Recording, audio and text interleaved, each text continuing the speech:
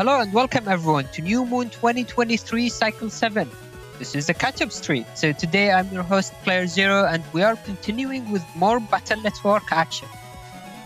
So if you've been here before, then you know pretty much what to expect. This is standard format, standard New Moon cycle. But this is Cycle 7, which means it's the cycle before the Blood Moon. It's usually when people test out their builds and prepare for the Blood Moon. So this hasn't stopped players from bringing in spicy builds. And speaking of Blood Moon, this is a catch-up stream, we will be hosting another stream tomorrow on the usual time, which is 1 p.m. EST, around this time as well. And that will be the start of the round-robin stage for New Moon 2023 Cycle 8, also known as Blood Moon number 2. So make sure to tune in for that. And for anyone who just joined us during this stream, welcome. And in case you don't know, Blood Moon is our big tournament, which usually lasts for 4 weeks, and the winner receives the Moon Master role. We have about 3 or 4 of each during the year, and this is the second one for this year. And before starting the stream, I do have one thing I need to bring up with people, especially on Twitch side. So as many of you know, we host our streams both on YouTube and Twitch, and this aims to keep the streams more accessible to people, so people can pick their preferred platform and watch through that. And that is actually one of the reasons why we did not join the Twitch affiliate or partner program, because they basically stop people from being able to multi-stream. So recently there was a change in Twitch's terms of service. So that means no one's able to multi-stream, and that includes not affiliate, not partners, not anyone. That includes us. So because of this change, we will be gradually moving our streams to be completely on YouTube. So the change won't be immediate, and we won't be moving to YouTube right away, but we expect that before the end of the month, we might end up being completely on YouTube. More information about this will be announced later on as things get closer to the beginning of July, but keep an eye out. And unfortunately, you might hear me say this every stream until then, but that's where we are now. Before starting the stream, I do want to thank Starlight for $10 monthly donation, and Yamland Hero for the $6 monthly donation, which happened during the break, so between the last stream and this one. Thank you both for the continued support. And without further ado, joining me today on commentary is going to be Nereth. Welcome to the stream, Nereth. Hello, everyone. It's been a hot minute, but I'm here to cast these matches with my good friend, my buddy, Player Zero. Yeah, welcome to the stream here, and we will be starting with the setups for our first match of the day, which is K-Sky vs Not Third Person. So I know I mentioned in my intro bit that this is the preparation for the Blood Moon. People usually go all in with their builds. But on the left side, we see K-Sky running quite a controversial Navicast. What do you think about it, Nereth? I don't know what you mean. This Navicast looks pretty normal. You see there's the Buster stats here. Yep. Perfectly normal. There's Super Armor, also integral to K-Sky's build here and to most builds. Yeah. Really, also completely normal. There's nothing wrong with this build. There's just a giant block in the middle that I can't really make out. But I'm sure that's also just those are normal Navicast programs, right? Like that's got to be that's like 2 chunks of HP or something, right? I feel like it could be optimized better, but clearly this looks about right. Yeah, I mean, that's quite an odd shape for an HP part to be. And it has to be on the custom line as well. Look, maybe K-Sky just isn't the best at building Navicasts, maybe, so I'm sure it could, Case Guy could have squeezed in some extra programs here and there, right? But this looks perfectly normal, right? You say they could have squeezed in extra parts, but that actually looks pretty optimized. I don't think they could have. They only have like 2, 4, 5 spaces, which in a bugged Navicast is actually pretty good. You sometimes want to avoid specific bugs, so having empty spaces is definitely not too bad. Well, I think if they split apart these very strange strange looking HP plus 500, if there's other HP plus 500 that are for some reason fused together, along with this little Tetris block in the middle, they probably could have squeezed in a little bit more. But oh wait, it's number open. Oh, how surprising! Yeah, so I am not really sure what's going on with the number open. It does look like Case Guy has Dust Pulse, but I guess one of the things that the number open does help with is getting into the Gundel Force as soon as possible. Yeah. And so there's attack plus 30 here as well. So there's a lot of... But then there's only 2 area grabs here, so it's not... You won't be able to get like the strongest Gundel Force you can. I am a little bit confused about that. I think if you want to go for this kind of build, just keep in more area grabs. Go all in on the fact that you're trying to get this Best Pulse at Gundel Force together as soon as possible. Yeah, I mean, so basically, just to explain to people why our initial reaction was jokingly like that. Basically, so number open is, as you can see, a very big part, takes up a lot of space, and what it gives you in exchange is 10 spaces on your Navicast instead of the maximum of 8 that you can get otherwise. This might seem really good if you're looking for combos and things, and it is, but the big draw side is that you have to put in that huge part. So instead of putting in number open, you could very easily put in custom 8, which is still very good. It's pretty much the same as custom 10. I mean, pretty much. And you can fit in more HP, other parts, undershirt, brush, other things like that. And what makes it extra spicy, I guess, is that this is being done in Gregar. So Falzar have the Habbat Giga Chip, which allows people to get some other parts like undershirt, like air shoes, things like that, to maybe mitigate the lack of these things. But Case Guy just went to all in and just put it in Gregar, maybe trying to go for that Q-Force combo as you mentioned. But we do see that Destroy Pulse as well. Yeah, I think what's funny here is actually that not third person is also running the PA. We actually see Poison Pharaoh in Gregar here. Not third person actually has the standard chunk Gregar build. So it's 2200 HP with attack max, charge max. So that's a standard Gregar Navicast build. Just really beefy. You have the attack stats for your crosses and your beast. But also running Poison Pharaoh here, pretty interesting because there's also a double area grab here. So this build is, or not, double panel grab. Yeah. Sorry for that. So there's going to be some guaranteed access to the back row for not third person. So that's some really good chip choice there if you plan to run Poison Pharaoh. Otherwise, super holes or perma holes can be a big problem for actually reaching the back. So the folder seems fairly well constructed for what it's trying to do here. It's also running Kernel Force, of course, but there's no Gundel Soul, so this isn't a Gundel Force combo, it's just the Kernel Force.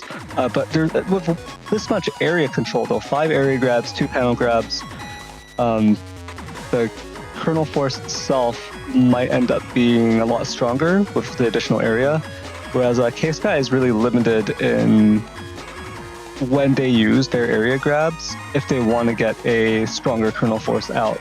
But of course, to offset that, there is the fact that Case Guy is running the attack plus 30. So it'll be interesting to see how these things basically compare to each other.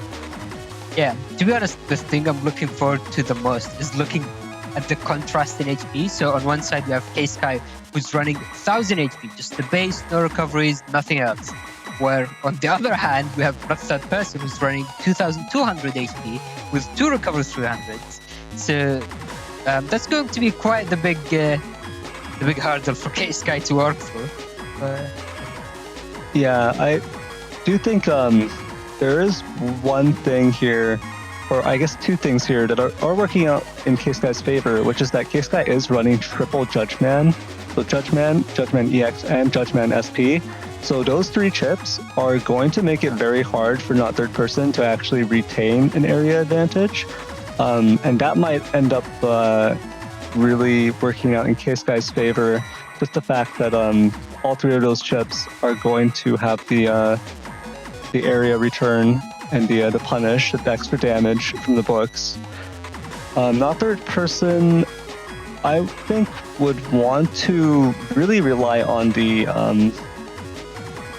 on charges and beasts, because K-Sky is going to have to use that fast gauge. I think it is regged, so it's going to be taking up 1 slot in their cust from the start.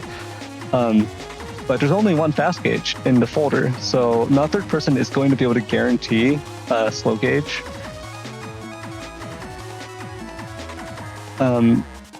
And Not Third Person does have 2800 effective HP because of the double recovery 300s, whereas K-Sky just has 1000 and then no recovery 300s. Yeah. But there is an anti-recovery, which is really spicy. So if the anti-recovery actually pops, it effectively takes out both of the recovery 300s, because it stops the recovery and then it deals that amount of damage. So if you pop both recovery 300s on the same turn and one of them gets eaten by the anti-recovery, you gain 0 HP. Yeah, indeed. I mean, anti-recovery is always fun to see, especially with people running more and more high HP builds. But with that, I believe that's mostly the matchup. So, do you have anything else to add before we head into the match? I guess the last thing I have to say about this is the fact that K-Sky doesn't have any real defense. If there's a barrier, just the the 10 HP barrier. Whereas Not Third Person is running the full complement, the full array of defenses here with triple invis, triple anti-damage, and life aura. So it'll be interesting to see how these defenses play out and whether or not K-Sky can burn through all of these, plus all of the HP that Not Third Person has. Alright, let's head into the match and see how it plays out. So I think part of what makes this even better is that we can actually see it from K-Sky's point of view. So we can see the full maximum custom 10, and this is the only time you can see custom 10 is through number open, or I guess patch cards if you use that, but we don't talk about this. This is actually pretty funny. K-Sky started with their panel return in hand, and it is a full cracked field start, so that actually will favor K-Sky for this first turn. We'll see what Not Third Person does. Yeah, and actually we can see that K-Sky has their only defense. They don't even run life aura, they don't even run anything else. It's just that barrier star who's going to hopefully be able to block something. I mean, to be fair, Not Third Person's damage is mostly going to be, as you mentioned, from charge shots. They have the Poison Pharaoh, which conventional defense outside of Invis isn't really helpful against, and the Q Force, which can be difficult to protect against. Looks like K-Sky decides to go to not cross into anything, just stay base Mega Man.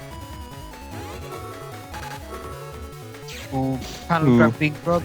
Let's see if K-Sky can get the Elec Pulse into Windrak, and there it was, nice!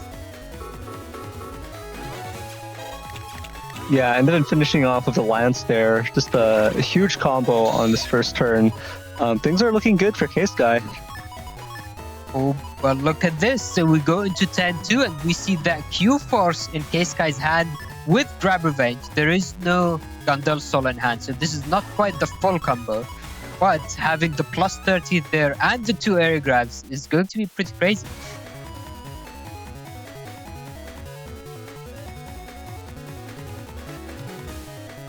Nameless Inversion in Twitch chat is asking, whoa, did Windrak hit them into the pulse? And to answer that, Elec Pulse can only hit once, so even if the opponent walks into that same area multiple times, it wouldn't hit them again.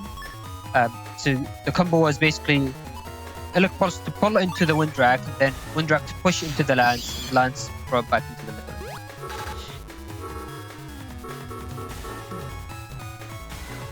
Ooh, not third person just throwing out a poison seed here. No.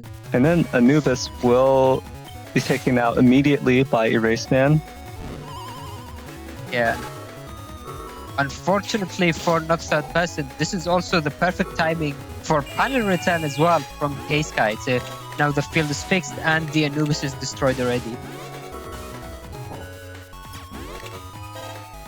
Now K-Sky has to use that warp step advantage to dodge through these elec charges, which is actually pretty painful. They can add up very quickly. Oh, but we do see that combo here. Let's see if they... So they can play this multiple ways. They can either go for the Destroy Pulse, yeah, it looks like they might be, or go for the Q-Force straight away. I think it might be safer to beast out into Destroy Pulse, just to deny the opponent as many options as possible. But this is going to be a very painful combo, especially with that plus 30. I wonder if that's actually going to be a kill if there is no defense. Yeah, it might be, especially if it lands on the top here. So let's see. Oh no! So not third person can step out of it. Oh, okay. So not third person was able to step out because of that time freeze and the lack of the immediate hits by the Q-Force. But there was no defense, so still did quite a bit of damage. And now K-Sky was able to use the grab banish to push back. Let's see. Okay, so no more area grabs from not third person. Yeah, unfortunately, not third person wasted one of the area grabs there right before K-Sky used Grab Revenge. Otherwise, not third person would have been able to just grab or just use the other area grab right after the Grab Revenge to get that area to secure the slash lock again. Is this looking like game in K-Sky's hand? Because if they do Elec Pulse Windrak and then into the Destroy Pulse, that will apply the paralysis and do enough damage to 1 HP, right? This might be game. We'll see if not third person has any defense. Ooh, K-Sky doesn't have Undershot though, so any hit can delete them, but looks like there was no answer, and that will take us into game 2. Yeah, it's just some really solid, really devastating combos from K-Sky here. That turn 1 was 800 damage altogether. So K-Sky really managing to use this number open to just burn through all that HP on not third person side. Ooh, and it looks like K-Sky is starting with another pretty nice hand as well. So we do see the Destroy Pulse in hand and appropriate setup with the Windrak or maybe a Lance combo. It looks like they are deciding to separate it. Starting with the anti-recovery is interesting as well. Ooh, not third person going into slash cross can be very painful. Thankfully, the panel grab gets blocked by the movement forward. Ooh, no. Now, this is the complete opposite of the last game. This time, the Elec Pulse missed. Oh, never. Okay, I guess they fully missed.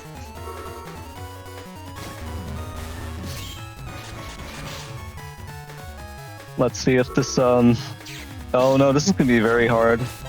Ooh, completely dodging everything. At least the fast gauge is going to minimize the damage to only one charge shot landing. But now, K-Sky is already at basically half their HP from turn 1. So they really need to start dealing damage very quickly.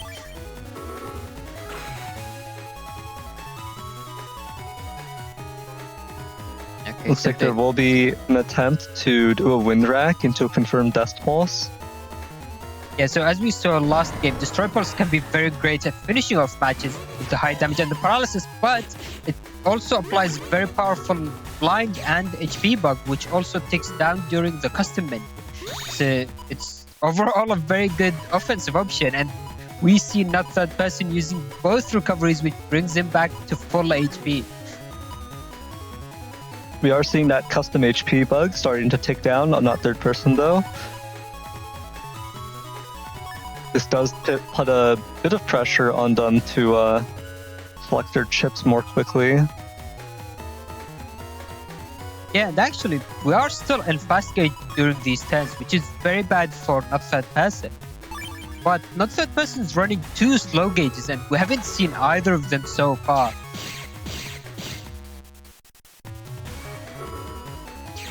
Oh, very nice, regaining area and pushing forward to deny the potential of slash charge shots. Now, the Raceman.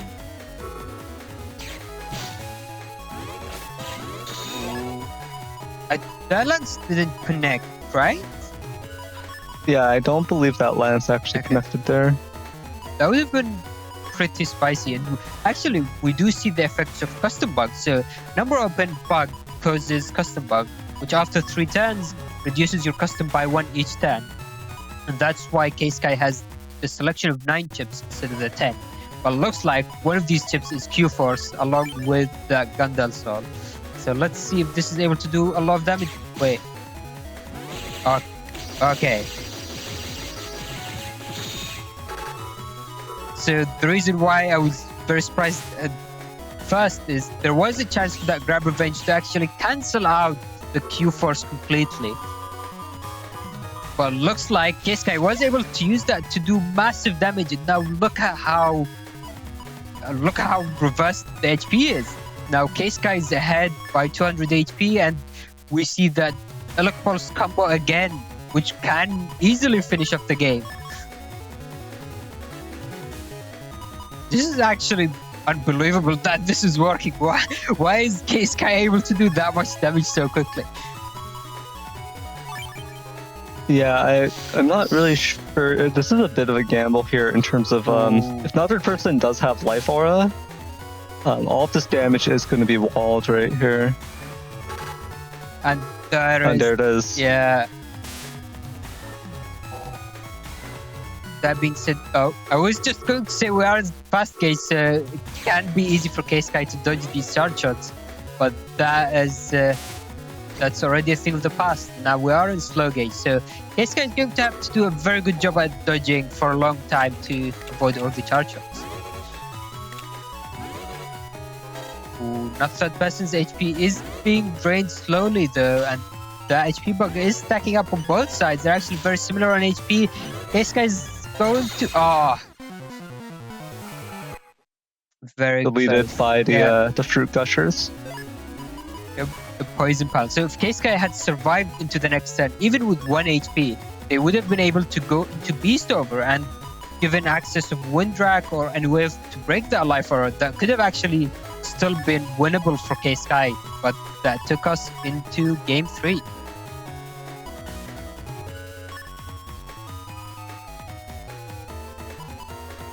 Both games we've seen Not Third Person use the recoveries very early on, so that in mind looks like K-Sky is starting with another turn 1 anti-recovery.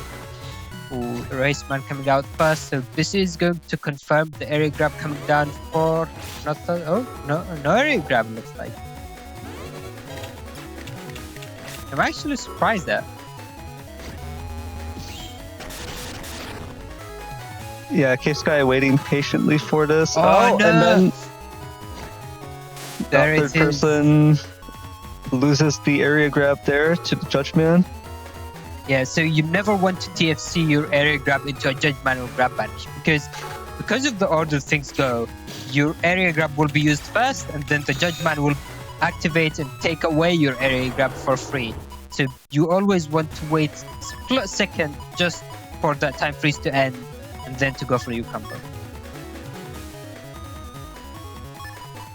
Speaking of combos, looks like, yeah, so K-Sky is going for another Elec Pulse Windrak, but this time with an Elec Pulse 1, which isn't quite as good as an Elec Pulse 2, but should do the job nonetheless. And actually, we might be seeing some counter hit fishing. Oh, no, never mind.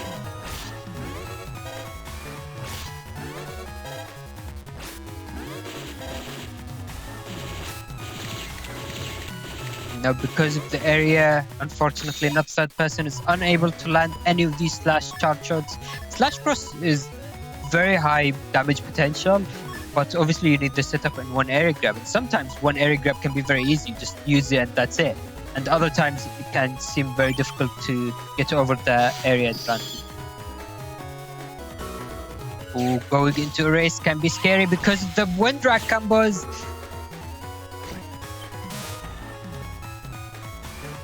Doing quite a lot of damage. And now the poison seed is being thrown, anti-recovery is activating as well, getting quite a lot of value as you've mentioned during setups. But now K-Sky's HP is draining very quickly, especially with these buster shots. Is K-Sky even going to survive into the next turn? They are. But with 5 HP, this is going to be very tricky to survive. So yeah, starting with an Elementsman Grass to fix the panels and change it away from the poison is probably a good idea. Ooh, very fast flashing. They had basically less than 10 frames to get that out. And Q-Force on both sides. Oh, wow. And that brought us into game. Yeah, so what we saw there at the very end, basically, K-Sky tried to use the Gandil Soul to remove the Invis from not third person, and that would have actually been enough damage to take the game. But unfortunately, well, for K-Sky, is not third person had his own Q-Force and was just able to use that in time.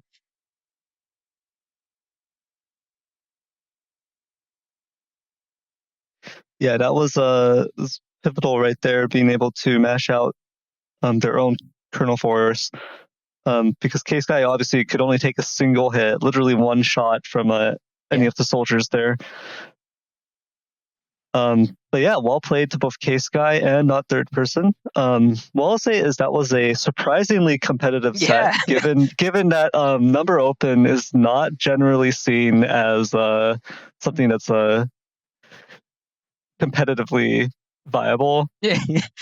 Yeah. Just what it sacrifices in your Navicust is generally just too much. But we did see a really strong performance from K-Sky in this set nonetheless. So yeah, well played to both players again.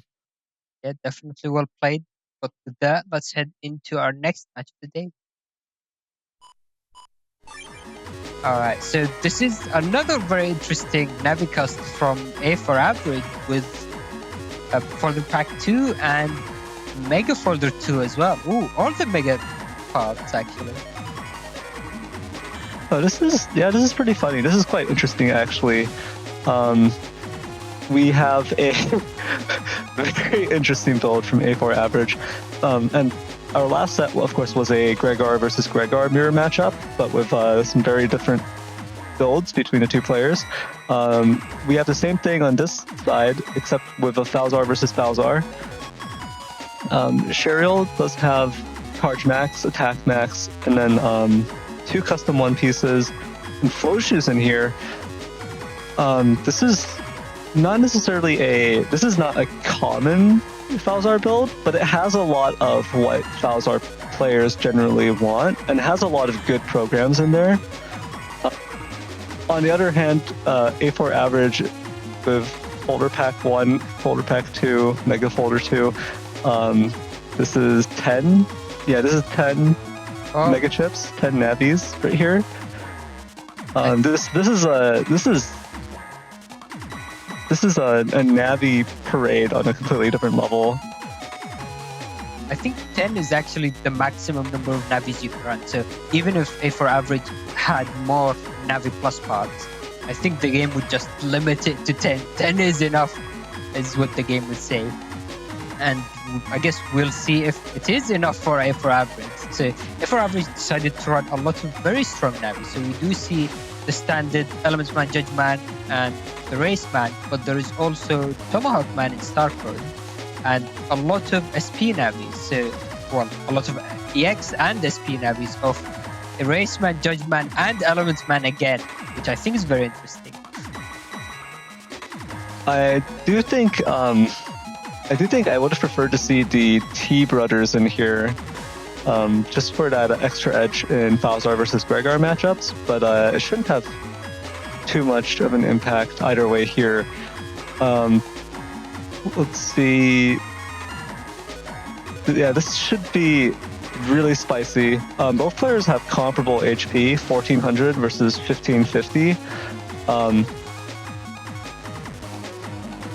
This is going to be very, very, very interesting. I'm not sure what the outcome of this set is going to be with these two. I'm not even sure how these two are going to interact, basically. I do think the L code assortment of chips, I would have selected some different chips in here. Like Air Hockey is spicy, but I think I would have packed an extra Elect Dragon just because it's so good. And because of the synergy with the Level Star 2, being able to get the double damage on that.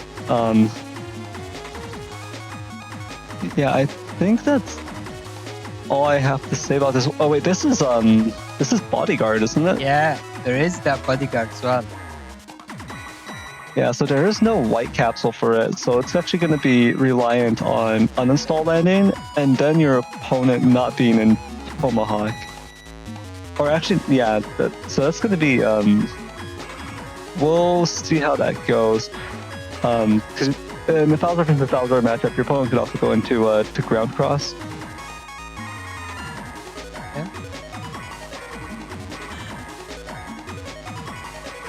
Yeah, it would be Ground Cross since there's no white capsule in here. It's just the uninstall.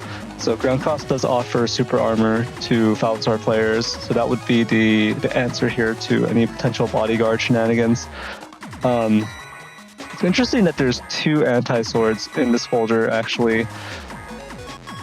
I'm not sure that most players would choose to run two anti-swords.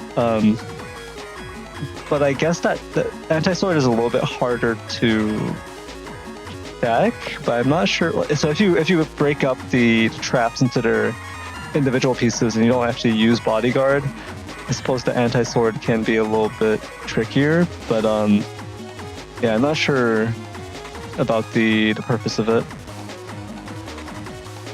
Yeah, it's going to be very interesting to see how A4 Average's build's going to fare up against Sheriel, which is, I'd say, a more standard build. So we do see, you mentioned HP, which is around the low side, but there is still a bunch of defense, there's a good number of splash damage, things like Frisky Honey, which is going to be very interesting in a fast gauge match, which is what we're going to be seeing from A4 Average as well.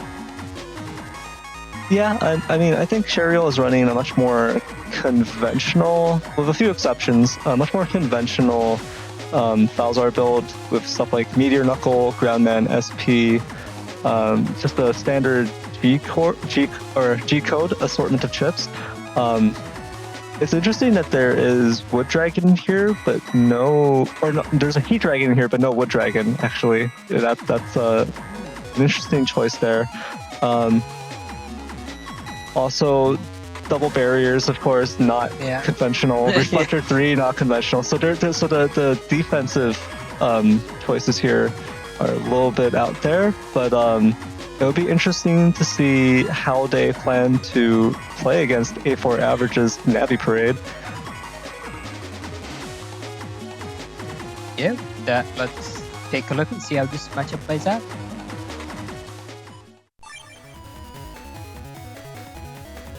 Alright, so we're going to be watching from Sheriel's point of view, so unfortunately we won't be seeing the Navis in full action from A4 Average's hand. But this is still going to be interesting. So we do see that one Geddon that she's running, and I wonder how she's planning on using it, because I feel like Geddon hasn't been seeing as much use recently, or like in the last few years.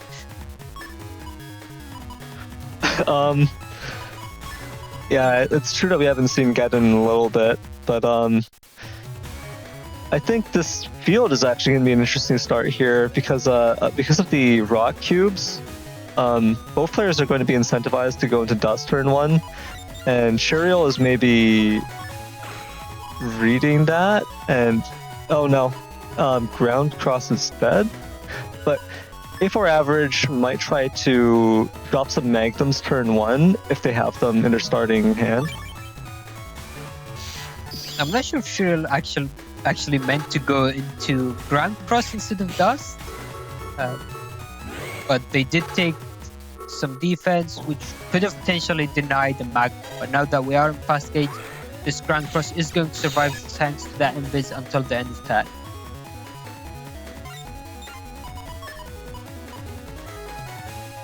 So we do need to keep in mind that Sheriel is playing beat as well, and normally you can somewhat guess what beat is taking based on how the opponent's moving and things like that. But in this case, that's not really an option given that A4 average is running 10 different mega teams. Ooh, it looks like Sheriel is going to try to use Geddon here in combination with Beast. Ooh, very Ground nice. Beast. Ooh, and this will give Sheriel a chance to cross cancel here out of the bubble, avoid taking the double damage from Elect Dragon. So I'm not sure if Sheriel actually knew about this before deciding to do the play, but there was a very interesting interaction there with the Ground Beast chip charge, in that because Sheriel was flashing or was an invis, she didn't have a hitbox. So the way Grandman chip charge applies flashing to the opponent is by colliding with them. But if you are flashing, then the opponent isn't going to get flashing, which allows you to do another chip charge very quickly. So this can be used to potentially do quite a lot of damage. Oh, looks like Sheriel is mashing out the bees, which is going to get denied by the uninstall, and now the Erase Man SP is going to be the follow-up as well.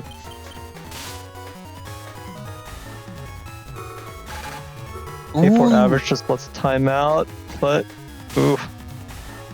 The anti-Navi taking away that bug fix. So that bug fix was very crucial for A4 average because they have level 2 custom bug, but unfortunately now, because of how the interaction works, they will be stuck losing a chip each turn.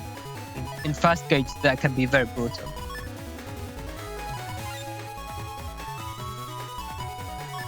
Yeah, losing the bug fix is going to be a huge deal for A4 average. This does give Sheriel the chance for a big comeback here.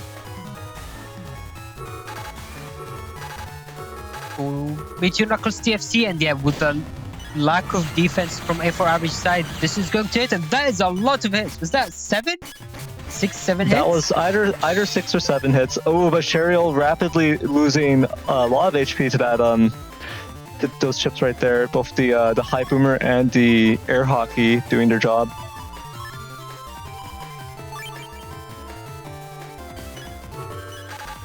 Element Maniacs is coming out, so that will bring Sheriel down to 1 HP, but flashing as well. So depending on the follow-up, looks like there is nothing from A4 average.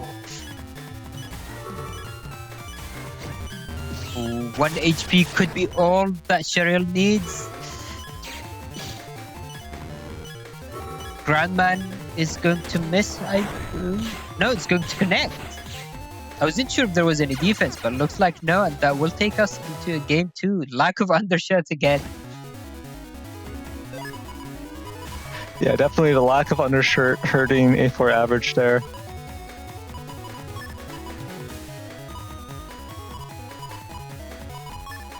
If A4 average, and yeah. Sorry, now we have one of the greatest starting fields of all time. You've got the fruit gushers being enjoyed out in the grass. And the letters that we can see on the hand is dark, so it just works out perfectly.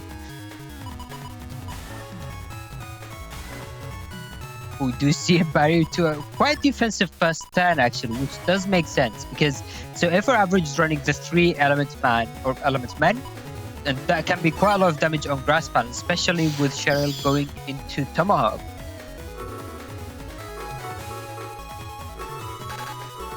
Ooh, there was a life aura from A for average instead, so this will at least deny any damage. And yeah, it looks like both Invises are going out. I mean, both fast gauges are going out on turn 1 because they have no value in this matchup. Or the second one has no value, I guess. Yeah, it could have been Beast Charge for a bit of utility, but honestly, just using it right off the bat, probably a better move here. Yeah, I mean, A for average has quite a lot of chips to go through and a lot of different codes as well. So the hands are going to be pretty much cluttered, and even a single chip being there that shouldn't can make a lot of difference. Yeah, A for average definitely wants to hit that hub batch as soon as possible, because having Cust 5, or actually, no, with folder pack, it's it's like I said, yeah, it should be Cust 8. It's hub batch does come out. Yeah, I don't normally touch folder pack, so I kind of forget once in a while that it does offer the actual Cust as well as the mega chips. Yeah, I mean, to be honest, folder pack 1 is actually really good. Being able to fit it, being able to fit it can be tricky, but it's really good. And folder pack 2 is again pretty difficult to fit, but it's actually not too bad. It's actually decent to use if you can find the space for it.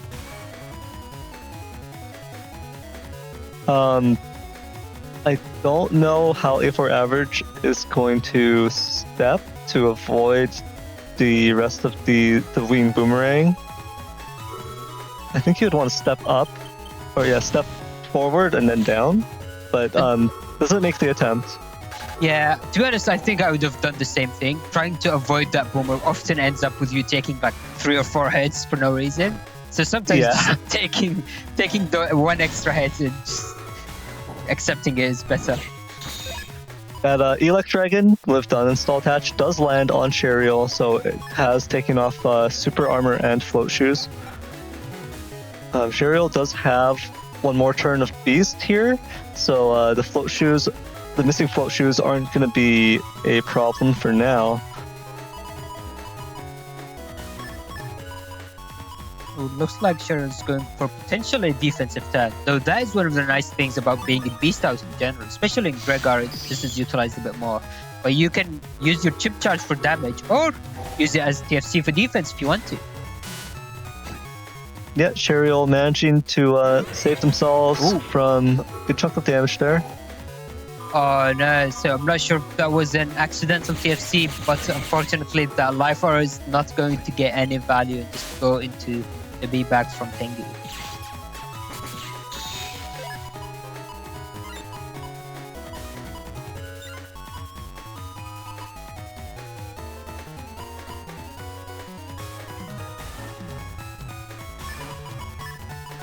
Now, Flash Bomb uninstall is definitely an interesting play. It can seem like a really good option because the opponent will usually try to step under it to deny it, but sometimes they can also attack it to destroy it, which will nullify the paralysis and the invis. I think it would be safer to maybe go with an erase man to set it up first, but yeah, I don't know. Guess we'll see how it works out.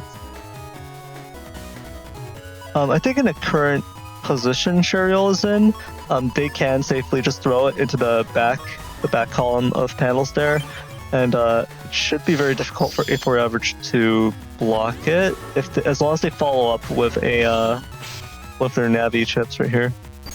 Ooh, there was an Element Master, very nice follow-up. Oh, but unfortunately missing that Judgment. The Judgment would have done quite a lot of damage. The air hockey doing a single hit and then disappearing into that hole. Someone on the cybernet is going to have a random air hockey flying toward them through that hole. Yeah, extremely rude and irresponsible. Yeah, this is now a very... Ooh, I'm not sure this was actually intentional, but this is going to not apply any flashing and will allow the follow-up of an Elementsman SP. And now a single Buster Shot is going to be enough to bring us into a game 3.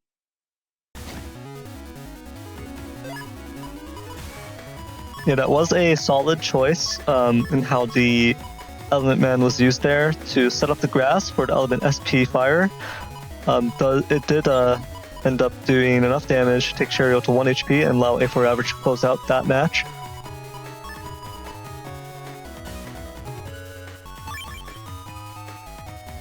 And we are seeing Deja Vu here. This looks like the very first field.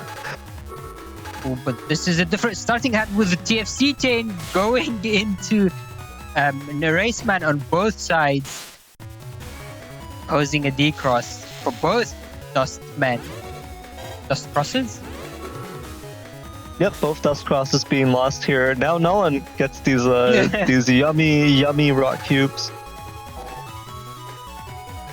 I feel like this is actually better for A4 Average because now they can more easily center themselves around the field, especially with the area grab as well.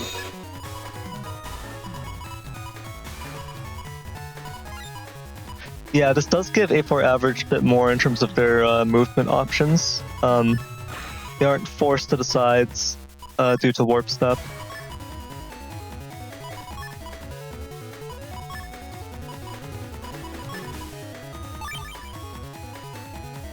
This is looking like another defensive turn from Sheriel, just going into Tomahawk Cross. So we don't really know which Navi got taken by the beat, but it's safe to assume that wouldn't be any of the SP Navis.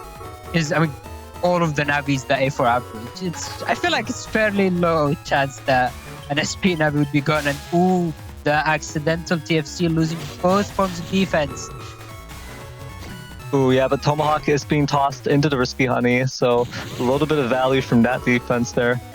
Ooh, this is another Erase Man. So this was a full-on, I think every chip used has been a Navi this time.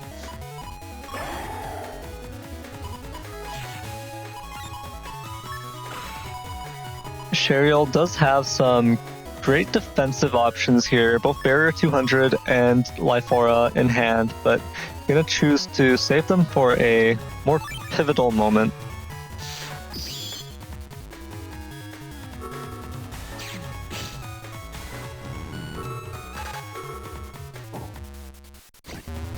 Ooh, the fire. Oh, never mind.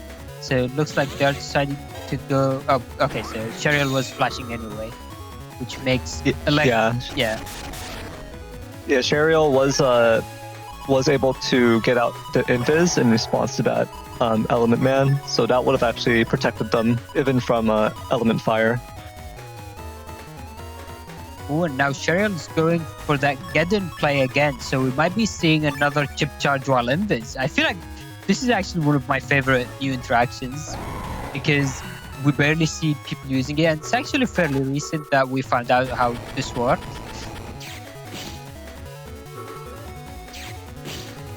Let's see if there's any defense from A4 Average side. Does it look like it? Oh, unfortunately, the invis just ended, but there was another TFC, which is going to protect Sheriel's Ground Beast from being decrossed.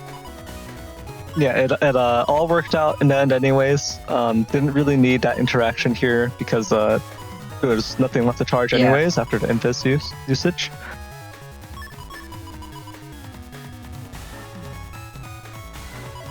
There is that flash bomb potential in hand, but unfortunately the whole field is broken, so there is no way or nowhere to throw that into.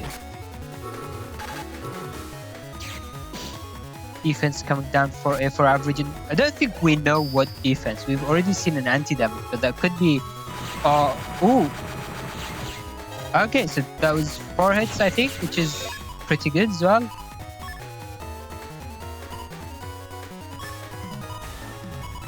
And Honor Knight in Twitch chat is asking, what interaction are you talking about? The interaction is basically using ground chip charge while invis, because that will stop the opponent from gaining flashing afterwards and will basically allow you to follow up with another one very quickly as well.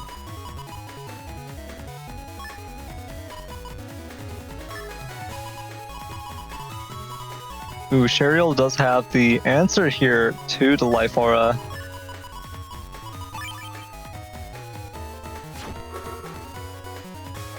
Oh, anti-damage, but that might be an anti... Oh, that's an interesting way to TFC chain. The Grandman SP is unfortunately going to just go through nothing and miss completely. And, ooh, very close. Oh, that is potentially quite bad for Sheriel. Gonna go into Tenku immediately because they are cornered here, not able to cross these broken panels otherwise. When the only defense Sheriel has was also as barriers, which would have been good against the Judgman, but unfortunately isn't going to be very effective against Tenguman in general.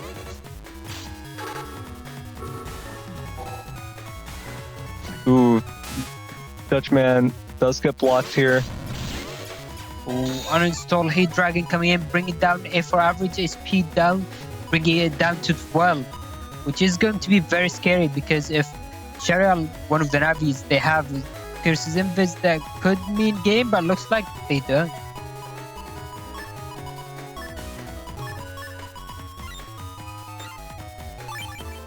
With this much defense, A4 average is going to be hard pressed. Ooh. Oh, but what is this? Let's see, is there any follow-up going for the Charcho? Is there anything else to follow up with? Nothing, and this... Oh wait, there was Undershare from the Hub Badge.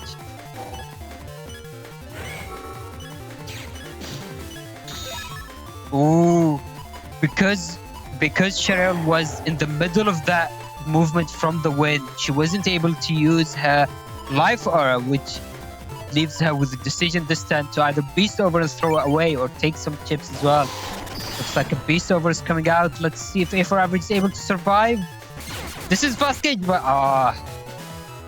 That Beast AI actually opting to use the confirmed position to actually finish out that match.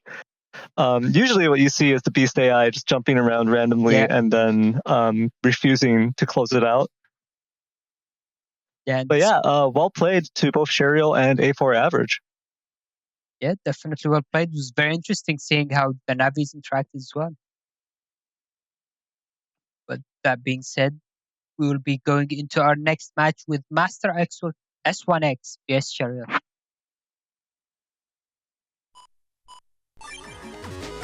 So we've seen Sheriel's build, we've seen how she wants to play it, going with Gadden, and that time it was fast. But looking at Master S1X's build, I don't see any of the gauge chips other than Forecast, I guess, which kind of counts. Yeah, it's very interesting opting to not go for gauges when you're running Bucket Up Thunder, because generally speaking, people will want fast gauge early on to get to the Bucket Up Thunder as soon as possible and to try to make sure that their Dust Cross is preserved, and then slow gauge afterwards to actually lock in the Bucket Up Thunder, give them maximum charge time to flood the field with the Dark Thunders. So not running any gauges with a BDT build is an interesting choice here. There is the full cast, like you mentioned, that will at least give Master S1X that one, hopefully the one guaranteed turn here to dust digging here, try to get towards that Bucket Up Thunder. This isn't a hub BDT build, this is just a BDT build, so it's pretty interesting in that regard. There's a very spicy Assassin Sword here in R code to combo with the BDT. But other than that, this is... I do think this has Sun Moon, I believe. Oh, wait. Oh yeah, it is there. Oh, nice. Yeah, so this has Sun Moon. It's got Meteors, the attack plus 30, and the uninstall. All three components here of Sun Moon. So it's going to be funny. It's going to be interesting to see if that connects. There is some synergy there with the Bucket Up Thunder. Yeah.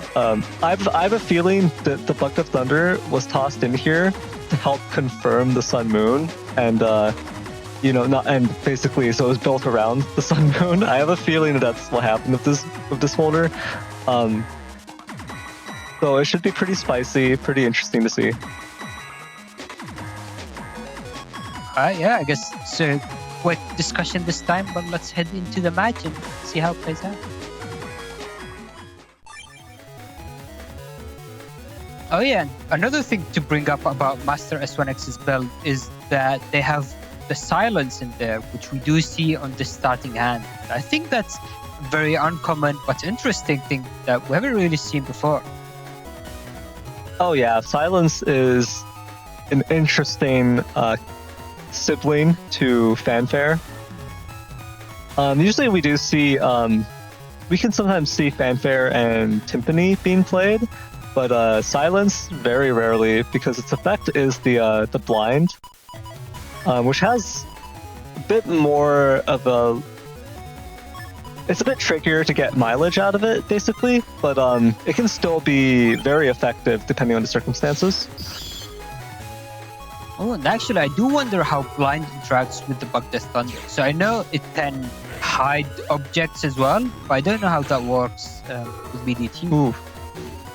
Sheriel actually blocked one of the Guardians being shot out there using the Risky Honey, so that was a very good value. Oh no!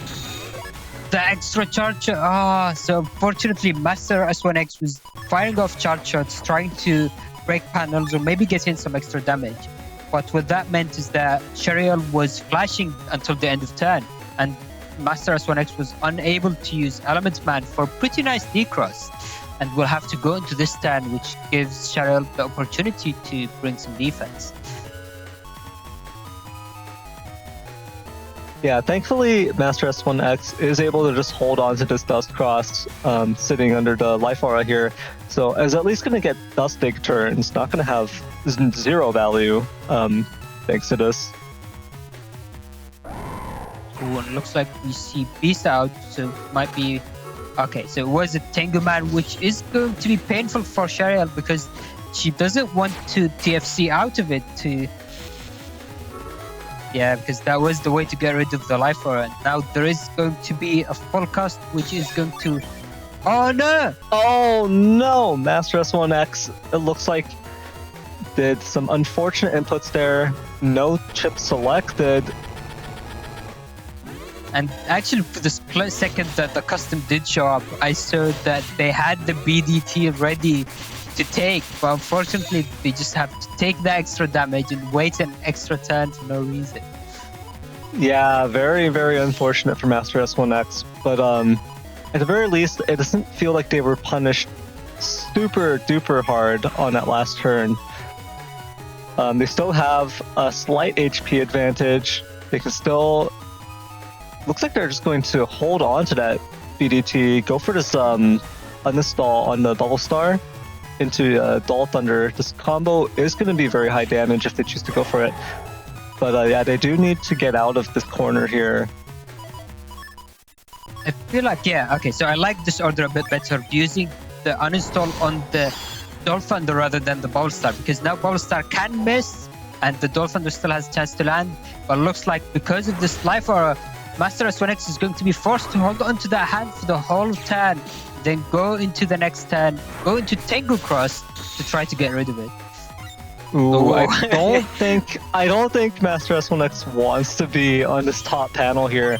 Master S1X really wants to center themselves to minimize the threat of Meteor Knuckle, because this current position is a confirmed... Okay, yeah, so there's a buffered movement here. Ooh, the monster no. Oh no! Both misses, and that is that's exactly what you were talking about during the custom, that confirms the 8 hits from the Meteor Knuckles, and then a charge shot brings Master S1X down to 1 HP, but was somehow able to survive into the next turn. They unfortunately have none of the recoveries in hand now, so this is going to be very difficult to survive into the next turn as well. Yeah, it's funny that this BDT still hasn't been popped, and it's not going to offer that much value now, so what can Master S1X really do about this?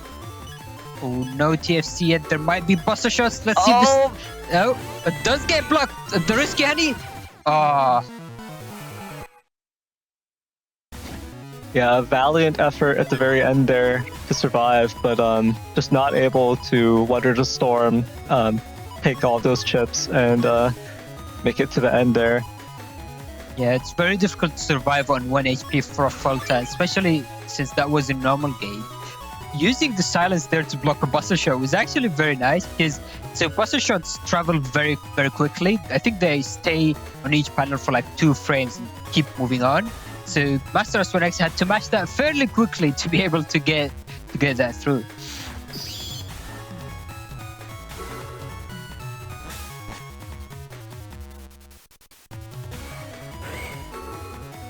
Oh, this is going to be a big punish, I think.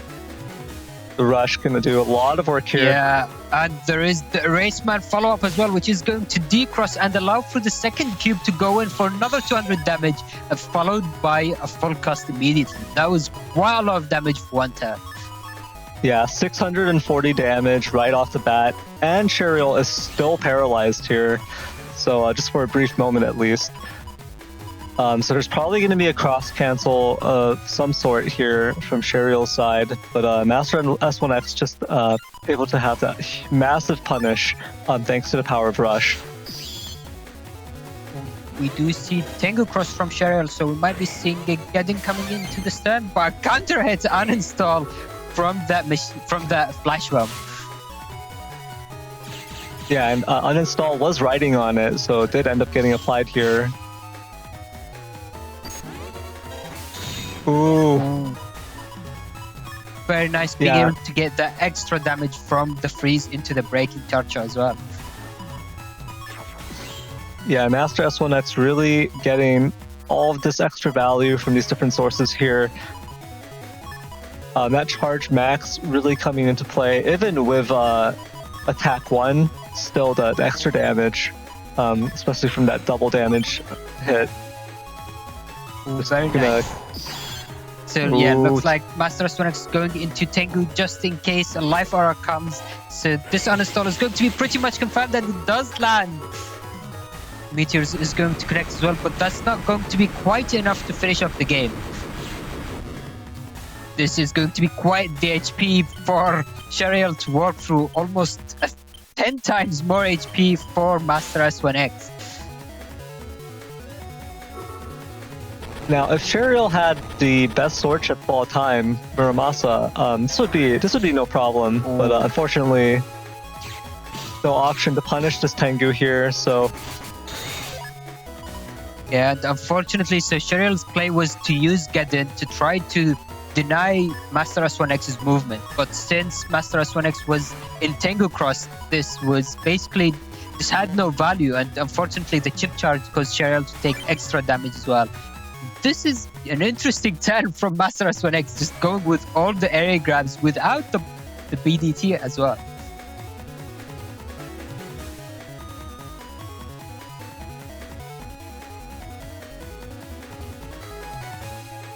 I feel like with a hand like this, Master S1X really wanted to take the Bug Death Thunder, and while they have been uninstalled, which makes flinching a serious issue, just taking all of these area grabs on their own isn't going to be very effective. And again, the TFC chain, unfortunate, happening twice as well. An unfortunate series of TFCs.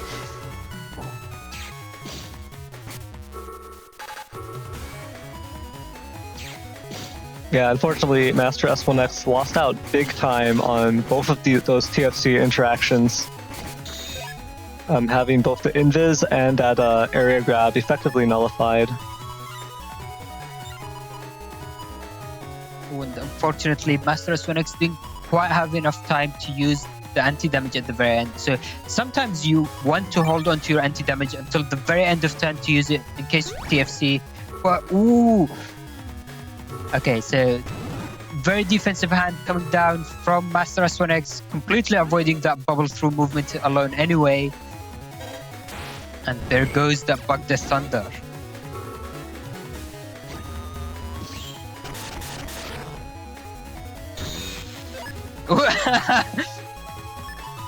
End of turn reflector from Sheriel being a little bit cheeky there. So unfortunately, because the beast out got cancelled, that reflector got cancelled as well along with it, and it's just was there for a single frame before disappearing.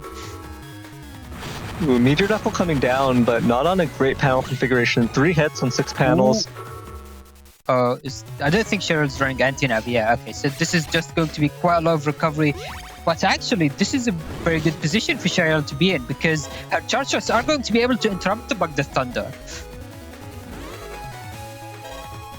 Yeah, so this is one of the main disadvantages of BDT is if you are uninstalled, then it can be very easy to get flinched and basically be unable to complete your charge shot. One way around that is to go into Ground Cross, which gives super armor. So I'm actually surprised Master S1X decided against that. Yeah, just opting to tough it out in Tomahawk. Not sure why exactly, but there is that Life Aura, which I guess does explain it because, I mean, Life Aura is going to block everything. And let's see if BDT is going to be enough for the stand. Looks like not quite. Oh, Sheriel really wasn't expecting the Life Aura to come out the stand. yeah, Groundman SP is gonna crack and break some of these panels, but Master S1X just uses that opportunity to throw the anti-damage in without interrupting the BDT charge. And now Master S1X has his BDT, has Dark Thunder primed for the start of this turn. Unfortunately, if Sheriel stays in Tomahawk, I don't think we're going to be seeing an advantage from that. Is it Machine Sword? I don't remember which one it was exactly. Should be Assassin Sword here. Oh, but the area grab, so again, this is going to put Master S1X in a potentially difficult position once these panels get repaired with the charge up being interrupted. Okay, so yeah, there goes that Ground Cross. So now it's basically going to be a battle of attrition. Is Sheriel going to be able to avoid these Bug the Thunder charges for long? There is that barrier 200 to help with some buffering.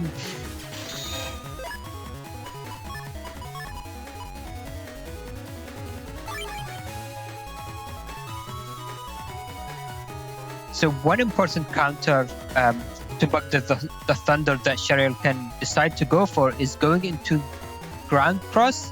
I'm not sure if she already lost that earlier in the match, but Ground Cross's charge shot can allow you to go through the field and avoid it. And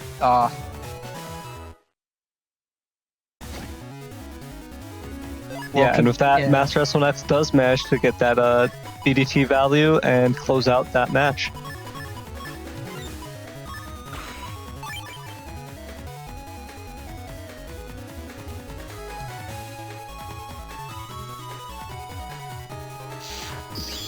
And here we have my second favorite panel type. Oh wow. There's a double hit almost instantly from that Bubble Star 3. It also wiped away the Geyser panels here. Unfortunately, you didn't even get to complete your sentence before these volcano panels disappeared off the field. But I do agree, they are very, very fun to play around with. I wish there was a way to actually create them during the match, but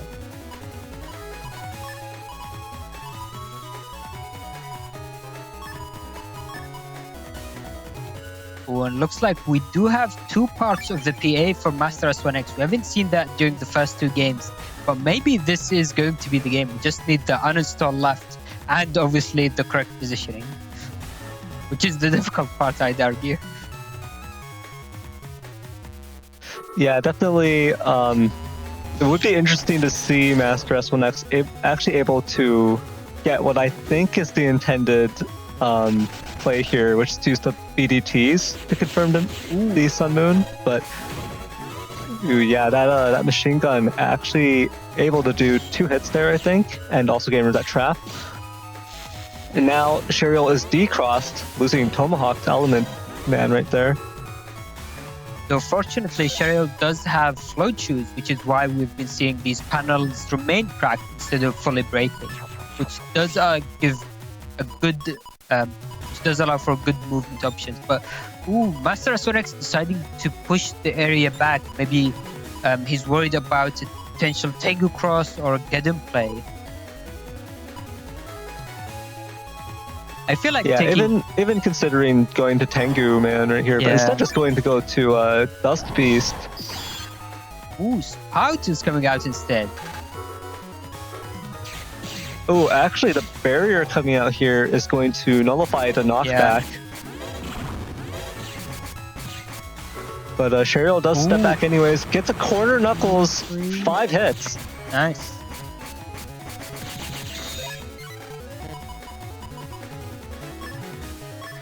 Both players even on HP. Master S1X actually deciding to toss that recovery 300 into the trash chute.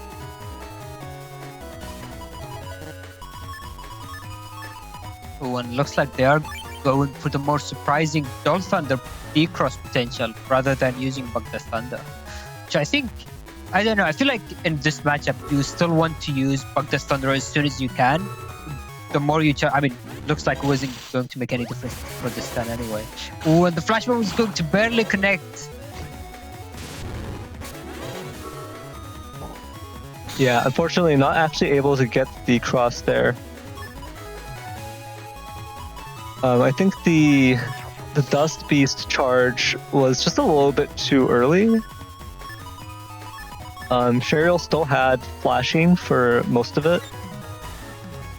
Yeah, and it was too late, or was it too early to avoid the flash bomb as well? But it looks like this is going to be the Sun Moon setup, and instead of Bug the Thunder, Master S1X is going to try to get that through an Erase Man, but let's see if the Erase Man connects. If that does, then this is going to be massive damage. I think around 700. Oh!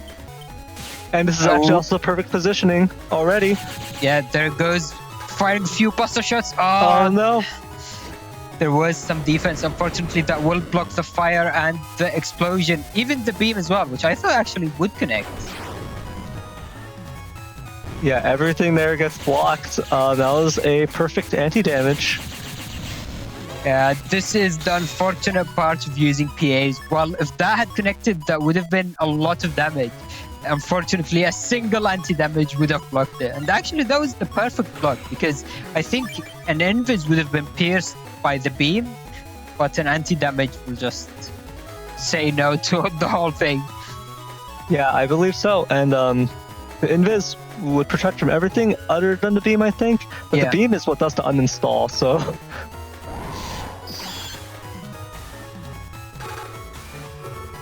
Oh, but now we do see a Gadden play. Is Sheriel going to go for the chip chat? Okay, no. Oh, wait, yes, she's back in range. Is it actually going to happen? Oh no, is the curse going to be active? We'll see. This is a very difficult position for Master S1X. Yeah, and we still haven't seen the Bug the Thunder from Master S1X either. So Sheriel in Spout Beast, which I feel like she might want to change the process into something else for the next turn.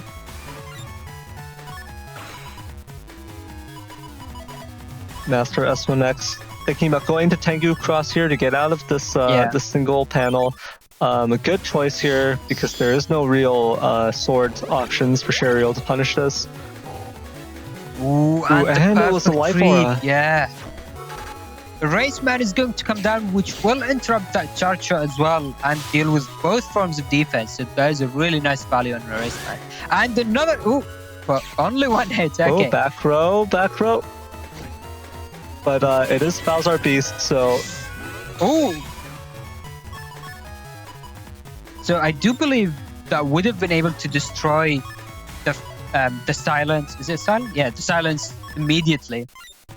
But using the defense instead, which negated some damage, but now Sheriel is still going to be blinded by the silence.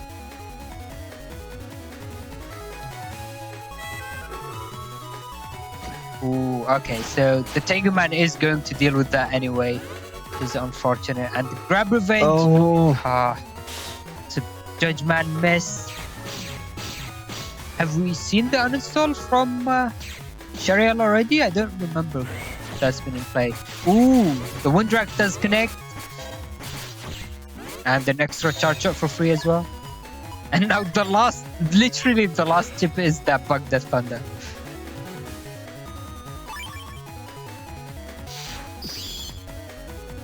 Alright, Grand Cross PS, Dust Cross. Grandman SP is going to connect. That's going to do quite a bit of damage, but more importantly, that's also going to crack a lot of panels and potentially break them, which will leave Master S1X Prix to be hit by these charge shots. 2 charge shots are going to be enough to bring Master S1X down to 5 HP.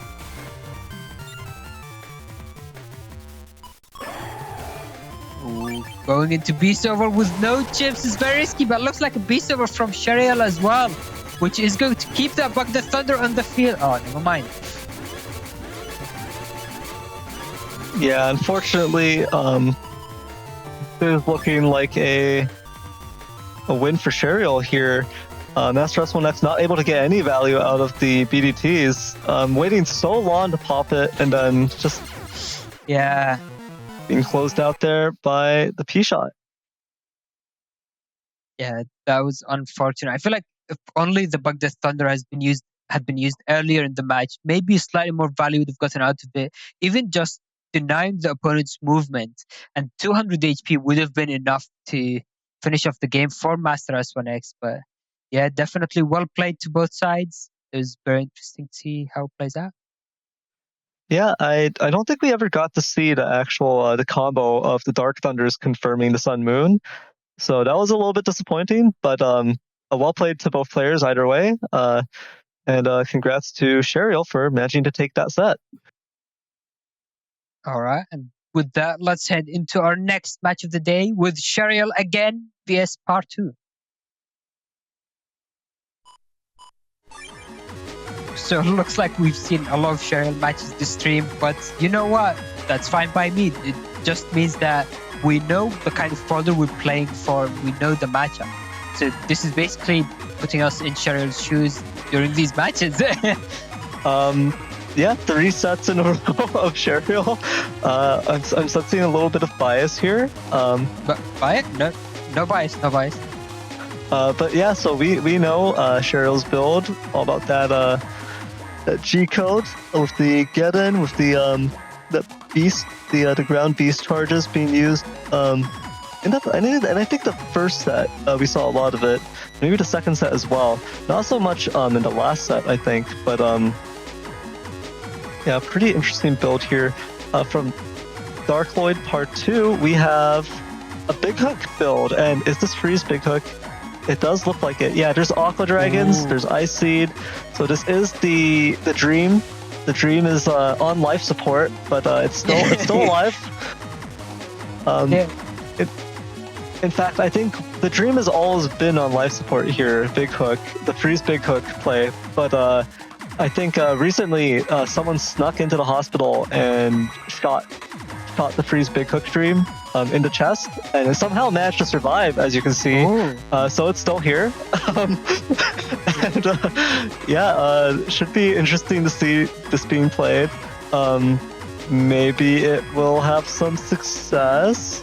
There is the Heatman SP, which is pretty interesting. You know, it's all in H code, but Heatman SP does kind of ward off and potentially punish Tomahawk Cross, which would normally be the way of walling off the freeze, right? Of just making sure there's no freeze Big Hook interaction. But the Heatman SP, that is I would think it's actually a great component in terms of threatening the Tomahawk Cross, making sure your opponent just doesn't sit in it forever. Of course, Gregar does have both Heat Cross and Charge Cross as well to threaten Tomahawk Cross, but having that much harder hitting Heatman SP is always still a good option. Yeah, and I mean, no one expects Heatman SP because everyone's so used to Blastman SP, and to be fair, whilst Blastman SP does have a better range, and you can use it on top of Halt, which might be relevant in this match given that ParTwo is running Air Shoes. So I think it's the first Air Shoes Navicast we've seen today's stream. Oh yeah, that is true. Air Shoes, of course, quite common in Gregar to get over that hurdle of not having Air Shoes built into any of your crosses or your beasts. So it should be interesting to see how that comes in here. This does mean Sheriel is going to need to uninstall before the get in order to get any value there. So there's some extra emphasis placed on the uninstall connecting here. ParTwo does have Triple Shot and Summon Black 3 as well. Yeah. Tagged together. So some good value there. The triple shot is, I think, a little bit underrated, to be honest, because as a opener, you can kind of just get rid of your opponent's anti-damage, or if they're running barrier 100s or something, it would suffice to bring it down right before your Summon Black 3 comes out. But it should be interesting. I think the triple shot, there's only one triple shot in here, and I don't know if ParTwo has other panel breaking or panel cracking effects here. So there's two Summon Black 3s.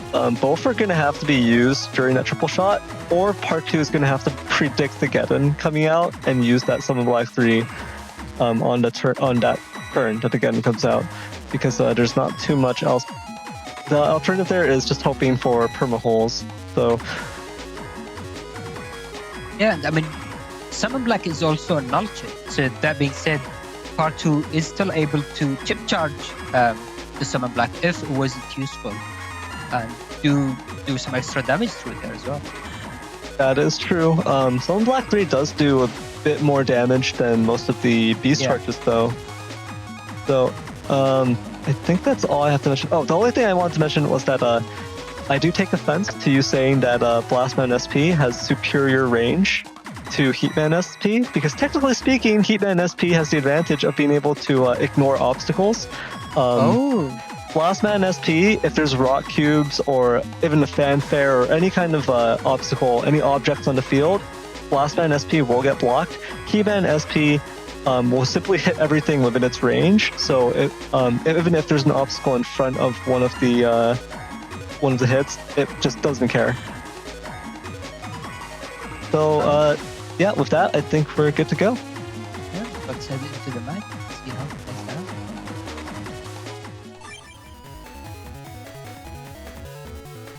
Alright, so I wonder how this matchup is going to change Sheriel's playstyle. So we've seen her go into Tomahawk Cross fairly consistently, but now I feel like there's a lot more threats against Tomahawk, especially with that Hitman SP as we mentioned, and the Fire Crosses. So I feel like this might be a bit of a tough matchup for Sheriel to play through. Yeah, it's worth noting that Sheriel, the two previous sets were against Balzar, so you didn't have to worry about the Gregor crosses coming out. And Gregor crosses can be a lot more aggressive in terms of how the charge shots are used. Rush being burned right off the bat, and beat. We'll see if there is a punish here. Okay, so the charge only tackle. Oh, but the life aura is going to block that ×2 anyway. And the Raceman is going to confirm another charge up for ParTwo as well. Ooh, very painful, yeah. Because Charge Cross is fire type, that will basically ignore the beast, just hit through it as well.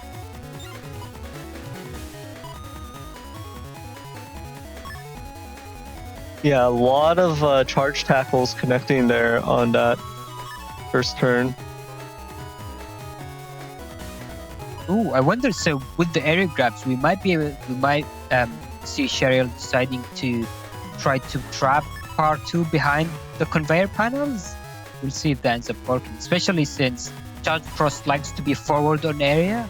So if they catch them on the middle, then maybe an area grab will be enough.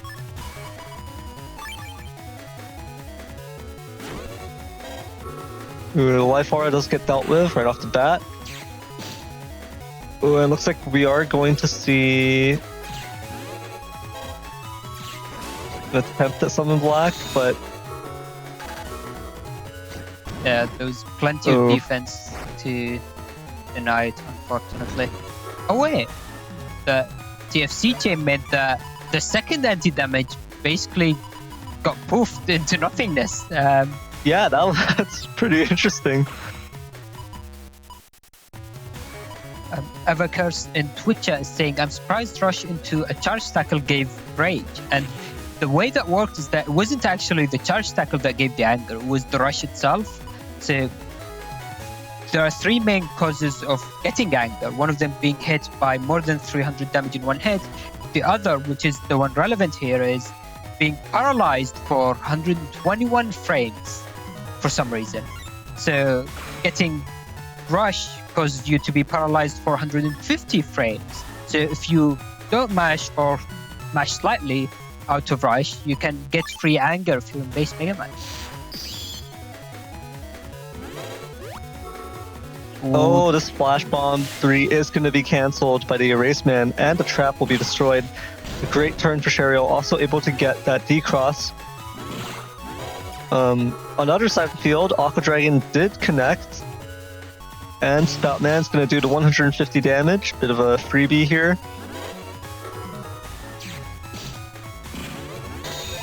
Yeah, I mean, usually one of the main strengths of H codes that you can apply these ice panels, and ice panels are actually very annoying if the opponent isn't able to deal with them effectively.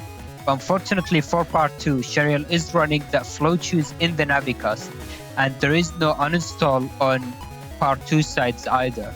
So this means that these ice panels are going to be much less effective at forcing movement.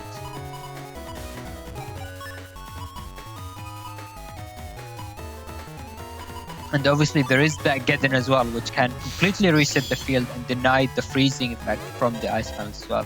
Staying in, ooh, counter hit! Oh no, that TFC! So now let's see, Sheriel does get the D-Cross and removal of the Holy Panel. That is devastating TFC.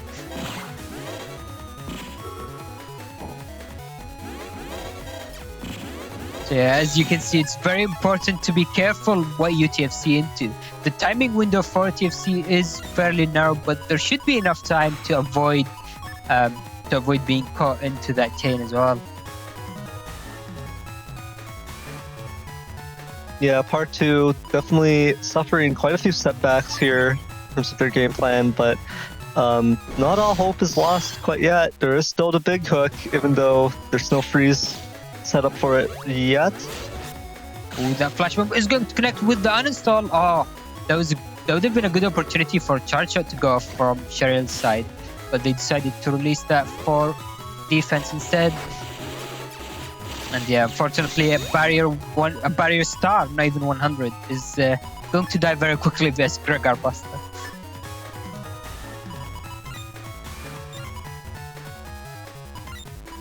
But now that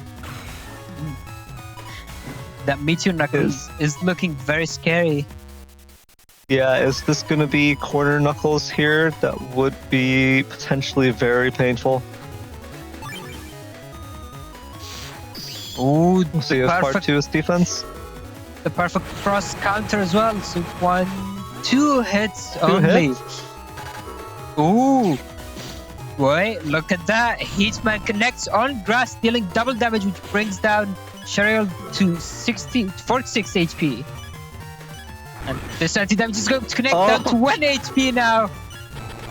But don't forget, the ParTwo is still stuck because of that Meteor Knuckles and then Geddon. So, oh, never mind. There was still one more chip. That Erase Tail coming down at the very end, doing that final 1 HP of damage.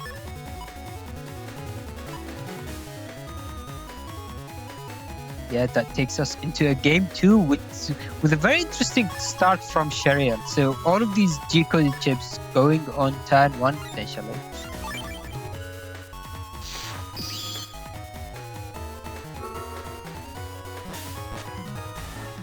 Beat is going to take something, we don't know what, but oh no, that TFC chain. Seems this happening all the time this stream. Oh, let's see. Oh, barely. So, ParTwo might have been able to release that charge shot just in time to avoid the flash bomb, because charge cross gives you invulnerability during the charge shot, which is something not a lot of people know.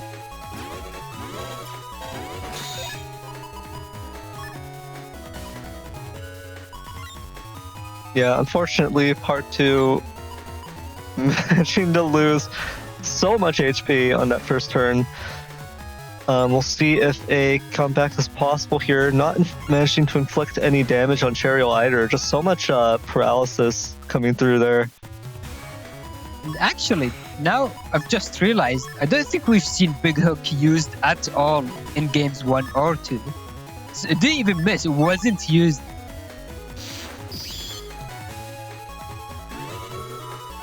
Oh, and now the defrost. no. Already losing 1000 HP in turn 1 and followed up by a charge as well. Down to 300 HP and no way of landing that Summon Black.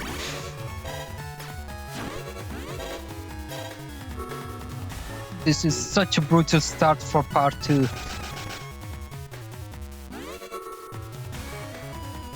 I feel like pretty much the only way ParTwo is going to come back this game is landing a freeze Big Hook. That would do quite a lot of damage and I'll keep the dream true. Yeah, it would be hype to see the freeze Big Hook come out here. It is the point of the folder, to be honest. With the Ice Seed, the double Aqua Dragons, Flash Bomb 3 as well. Everything kind of being there to help set up this freeze Big Hook. Yeah, and I guess that is one of the nice things about playing Gregar in particular. You have a lot of damage from your charge shots, your beast charges that you don't even need to land your Giga Chip or even use it at all. You can just go in with charge shots and sometimes that's just enough. Ooh, Flash Bomb is going down, but it's getting destroyed by that chip charge.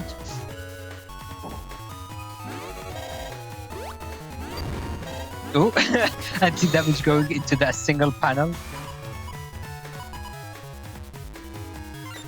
Yep, that Ice Seed being blocked there by Sheriel. Does pop the anti-damage though, of course. But also does spread the ice panel, or stop the ice panel from spreading, I should say. Ooh, oh! That single panel! Oh! Let's see, is it going to happen? Is the follow-up there? No. Oh, no. Okay. No, never mind. No Big Hook. Oh, no. And the miss. Oh, no. Out of range. But it was going to be blocked by the barrier anyways. And the chip charge is going to continue for Sheriel on that confirmed range as well, landing 3 hits, doing massive damage. ParTwo's down to less than 200 HP already. Oh no! If that was anti-damage at the very end there, and that was dropped during the Tengu Breath, that would have actually done the decross and protected ParTwo from most of that. Oh, there is Slash Beast, so there is still a partial dream there with decrossing with a Slash chip charge, but it looks like that's not going to happen. Should just be Beast Charge, not able to connect the second hit, so ParTwo does still have a little bit of HP left. Wait, that was the perfect panel that Sheriel didn't want to go into. That was the only fixed panel on the field, which means that Sheriel is stuck on that single panel, being unable to move. Oh no, but there is the rescue, the recovery coming down just in time. Now chip charging the second Risky Honey, doing quite a bit of damage.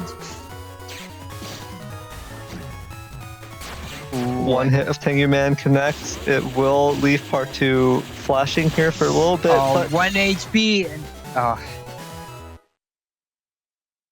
oh wait, that was game 3. Okay. Yep, we're going to game 3 now.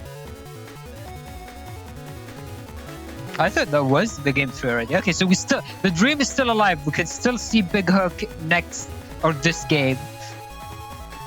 Yeah, and there is this fully cracked field here, which will not bother either player. ParTwo has air shoes and Sheriel has flow shoes.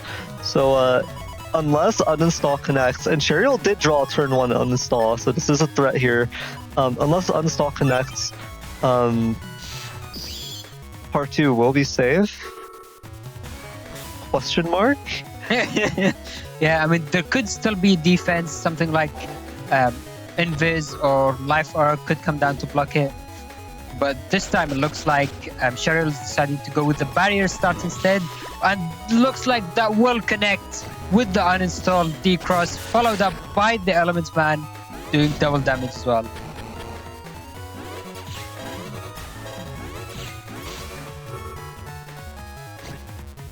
Oh, Spout is going to land the 3 hits, but unfortunately just out of the ice panel, so isn't going to get that much value.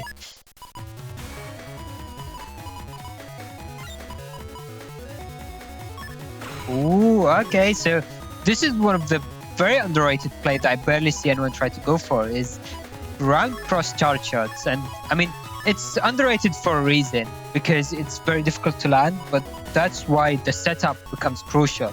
And setups like this can allow it to do a lot of damage. Life aura comes down for Sheriel. The Judgman was going to miss either way. Ooh, but Summon Ooh. Black is going to take out the Life Aura almost immediately here. And now... Oh, yeah, no. The play has been denied. Oh, no, taking double hits. Yeah, double hits from the Erase Beam.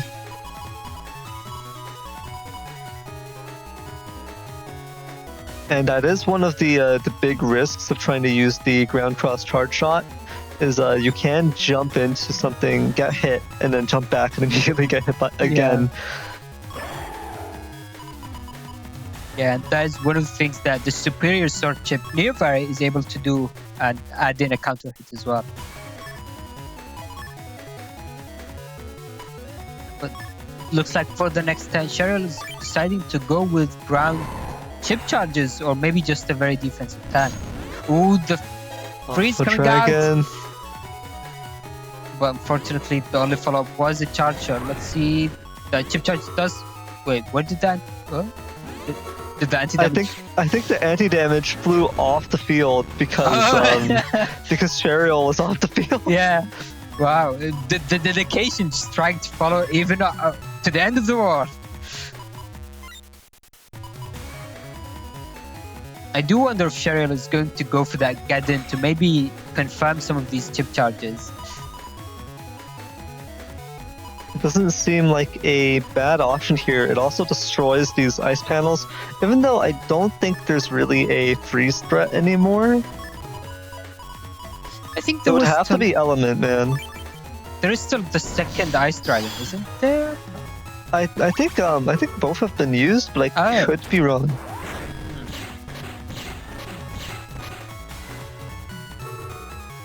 Oh yeah, there goes that Gadden, but this is going to be against an Erase Beast.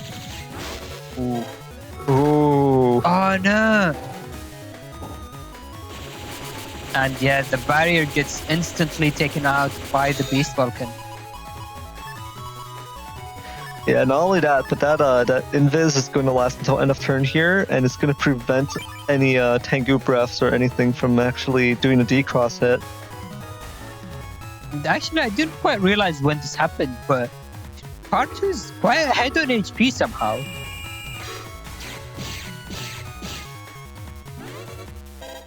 Ooh, using Sanctuary. Oh, nice. Oh, nice use of Reflector. Okay, so ParTwo did give some Sanctuary panels to the opponent initially, but was able to take them out by throwing in that Ice Field. The Ice Seed. Imagine if they had the Ice Field chips again. That would be a great way to set up the Big Hook Dream, but unfortunately, gonna have to make do. And now this is going to be potentially a very scary turn with the Meteor Knuckles just coming out straight away. 1, 2, 3, 4, 5, 6, 5 hits, I think. Oh, Big Hook will connect with one here into a Flash Bomb. The timing on that was perfect, so that as soon as the Big Hook had connected, the Flash Bomb went off and was enough time for the Buster Shot to land and close off the game. Wow, that was what a finish from ParTwo. That was a perfectly executed combo. And it may not have been a freeze Big Hook, but that was acceptable. That was an acceptable Big Hook right there. So we will not be taking Big Hook off of life support. It is the freeze Big Hook Dream can remain on life support for the foreseeable future. We'll see. Yeah, I mean, that was literally the only opportunity left for Big Hook to be used in that match, and the only one was enough, and that closed off the game. Well played to both sides. It was a very close game. Yeah, definitely well played to both Sheriel and ParTwo. And with that, I think we can move into setups for our next set of the day, which is M-Ellie and not third person. Alright, so we've seen not third person's build earlier, but it was the first match of the day, so it might be good to just quickly go through the ideas and let us know what you think about it now.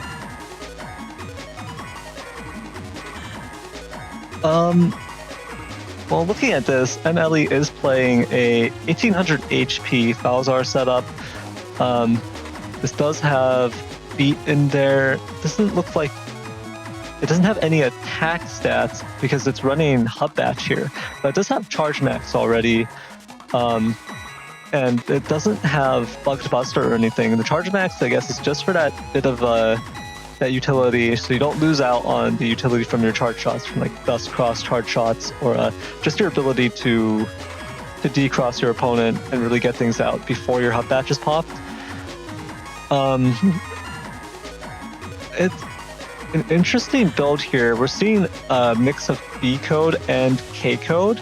You see Elect Sword, Variable Sword, Erase Man SP, and Barrier 200 in K code. And then you see, oh wait, does this?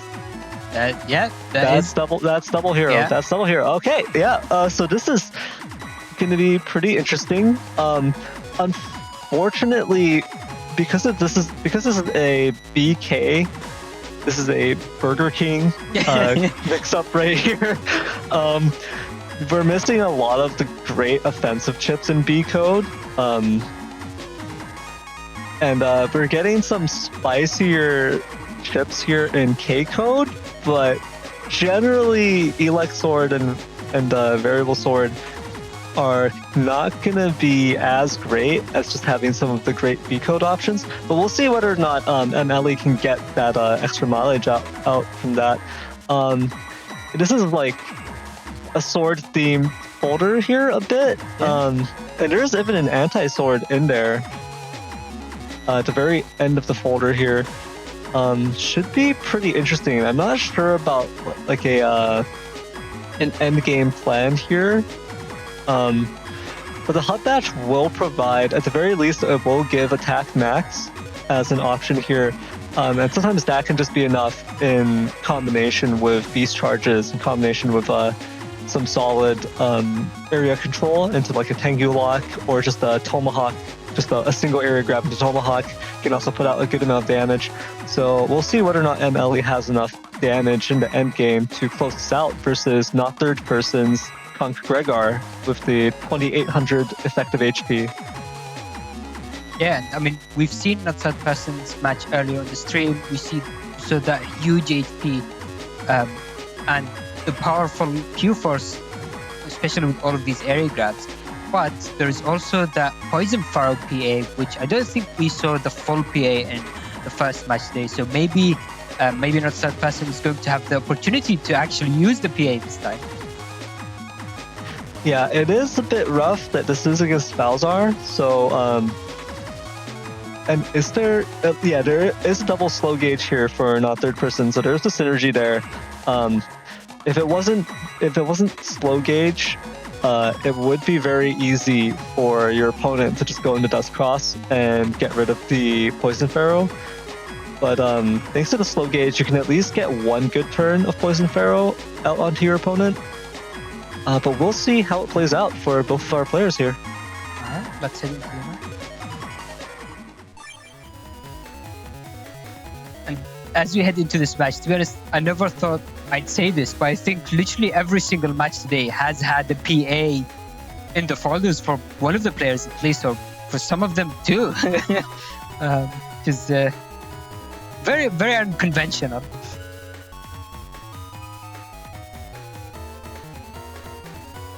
This is, that's a good point here. Because again, we have PA coming out from both sides here. Poison Pharaoh versus Double Hero. I believe earlier we saw, was it Dust Pulse? Yeah, there was Dust Pulse. We've seen Bodyguard, though it wasn't actually used as Bodyguard. And there was Sun Moon as well, yeah. And the Poison Pharaoh, which is in not third person's folder again. Yeah, I guess the recent random was just it made people, yearn for their PAs. Yeah, that is true. And I heard they might be planning for a different kind of PA tournament in the future, but who knows? Who knows when that's gonna be? Element Trap coming out here, but I don't think it actually is able to punish Charge Cross. I think Charge Cross gets the invulnerability frames on the Charge Tackle, like before the Element Trap actually triggers. Yeah, so unfortunately, Element Trap literally does nothing against Charge Cross, and I mean, I guess both sides went into a very, very defensive turn one anyway, so it wasn't going to do much either way. But we do see in M-Ellie's hand, she does have two parts of that PA. And actually, I'm surprised that she wasn't running Kernel SP as well for, is it Twin Leaders or Double Hit? One of them. I always confuse the names. Grass being chosen here by not third person give themselves a bit of an edge. Ooh, machine gun being used, but unfortunately, M-Ellie was still invisible, so that's going to get no value. Yeah, and also this area grab is going to deny not third person from actually being able to get within Charge Tackle range. Of course, not third person does also have a ton of area control here, so we'll see what their answer is to this. It could just be a cross change as well, but Charge Cross is offering a pretty significant benefit to not third person because they only have Cust 1 in their Navicust. Yeah. I mean, I think with all the area grabs and panel grabs and ways to regain area that not third person has, surely would it be an issue to just use an area grab or two and regain your area. Ooh, so there is this one safe panel for M-Ellie to stand on. Oh no. Okay, now there's two, now there's three. Let's see, the mind games is not third person able to somehow get M-Ellie to stand on the grass panel and land the charger as well. It's going to be very tricky to do, but let's see if it's going to work out. There was a split-second window there. Oh, no. Yeah, very, very good play from M-Ellie, stepping up for a split second to bait out the charger, then stepping down, which is going to clear up the grass panels, allowing her to more freely use charge shots to remove the anti-damage from not third person. We do see, looks like Erase Man SP was tossed into the void. I wonder why she decided to do that. I feel like taking Erase Man with the variable sword would have been quite a nice turn to just get use out of all of your K chips in one turn, and then not have to worry about them. I feel like you want to pop your hub batch, get that attack stats out before you use your beast, but there isn't that much to beast charge either, so this is just kind of an awkward hand. Might be, just a K code chips coming out here. But I feel like in that case, it would have been wiser to hold on to the Erase Man SP. Ooh, the wind drag! Very nice, and getting the input as well. This wind drag is going to be a very big issue unless that chip charge lands for not third person. So this start of turn for not third person was very big signal for potential Q-Force to come out, because usually people don't try to go for charge beast chip charges, but in this case the missed wind drag caused that to be a necessity and did actually connect, which is very surprising, I have to say. Very rarely does connect. Yeah, it is very painful when it does, but like you said, very rare that it does happen. And actually, interestingly enough, it does apply Immobilized, which most of the time can help it connect, but in this case, because M-Ellie had the life aura, she would have been able to just freely move during that start of animation. Oh, and look what we have here, the perfect setup for that PA as well. And I don't actually know the order for the PA, so I'm just, okay, so it is correct. Yeah, I don't know the order either, so I just assume M-Ellie knows what they're doing here. Is gonna get the confirm on it. Ooh, but the Raceman 1 frame, but because of Tomahawk Cross, that will still go on. Oh no, the unfortunate TFC will allow Double Hero to go through anyway.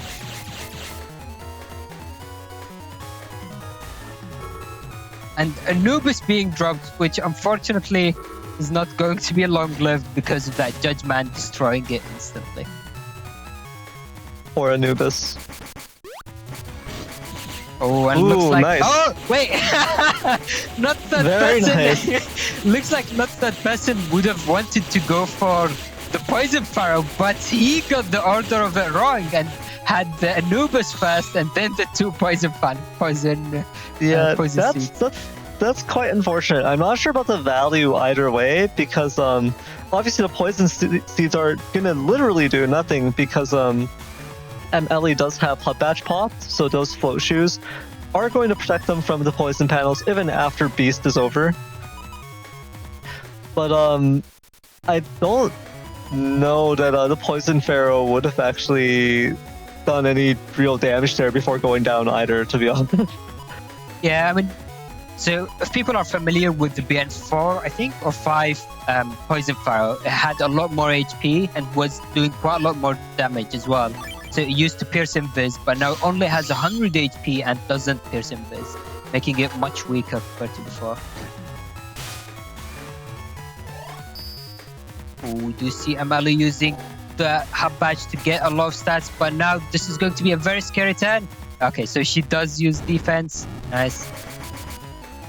And Very nice. Also not moving during the breath.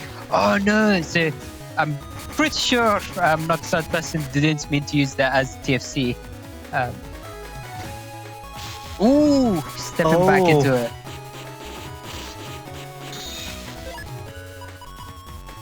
Yeah, luckily, not third person was able to just charge up that last chip over there, that last null chip to get the heat breath before their final beast turn. And now both players are all out of beast out. PB in Twitch chat is asking the breath pierces invis, and it doesn't. But because of slow gauge, the invis was so not that person was able to wait out the invis and use the chip charge as soon as it ends to do the damage. Machine gun. Very nice. Getting that D-cross, but a counter hit instead allowed both of that machine gun hits to land. That was actually quite a lot of damage from these machine guns. Grab Banish, gonna do the one panel hit and knock back there. And then Envis at the end of turn, which is going to carry out into the next turn. Actually, now that we've gone a bit into the match, I do wonder if that was Q-Force that was chip charged by not a third person earlier in the game. Yeah, it is a bit questionable because you would have expected Q-Force to come out by now. But we also see M-Ellie running out of chips here. Ooh. Well, like I mentioned, that was a potential problem with this setup. Not having the most damage. Ooh. So because of the charger, M-Ellie was still flashing, which denied the anti-damage from activating the anti-sword. But at least M-Ellie was able to block the Moondrap with the shield, which is very nice, and now retaliate with the Erase Mana Ski.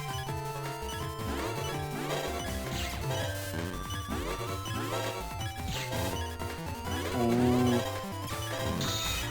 The movement, the foot game is very difficult so far for not that person. M-Ellie having the option to shield things as well as move. Adds, there it goes, very nice. Oh yeah, this is very difficult for not that person to consistently land charge shots.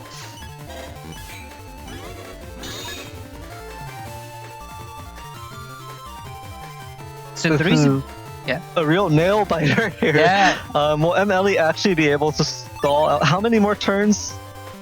It's only turn 10. I feel like one charge shot connecting will take out the anti-damage. Actually, that's anti-sword, isn't it? That is anti-sword, and I do wonder if if not that pass, he should be just using buster shots instead of a charge shot. That was very Yeah. nice block. Oh, that 1 HP and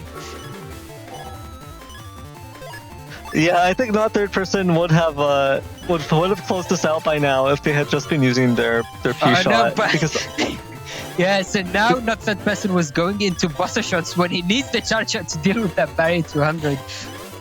Oh, there it goes, and now there it single is. buster shot. Let's see. Oh, nice. Ah.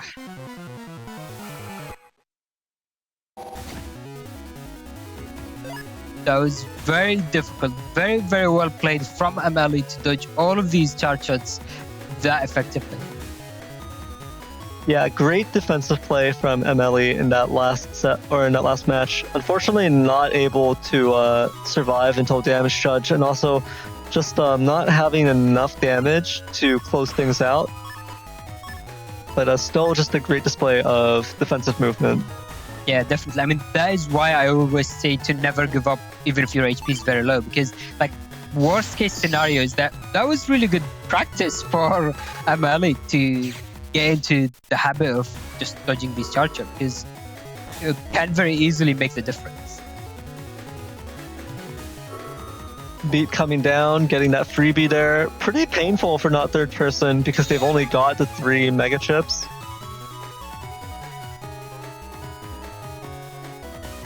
Yeah, actually, now that I think about it, Beat gets great value in this Yeah. matchup.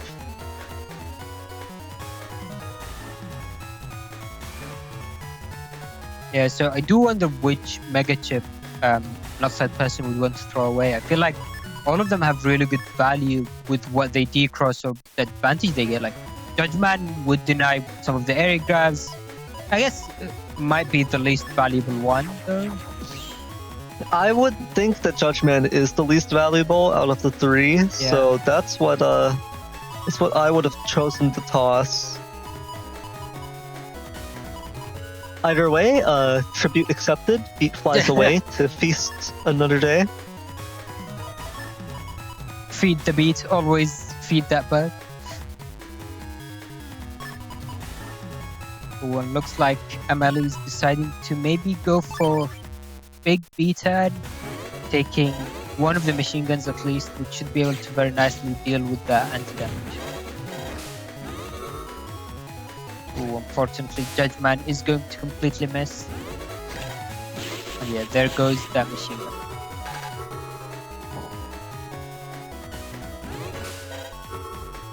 Yeah, the machine gun does manage to connect, and it does destroy the anti-damage on not third person.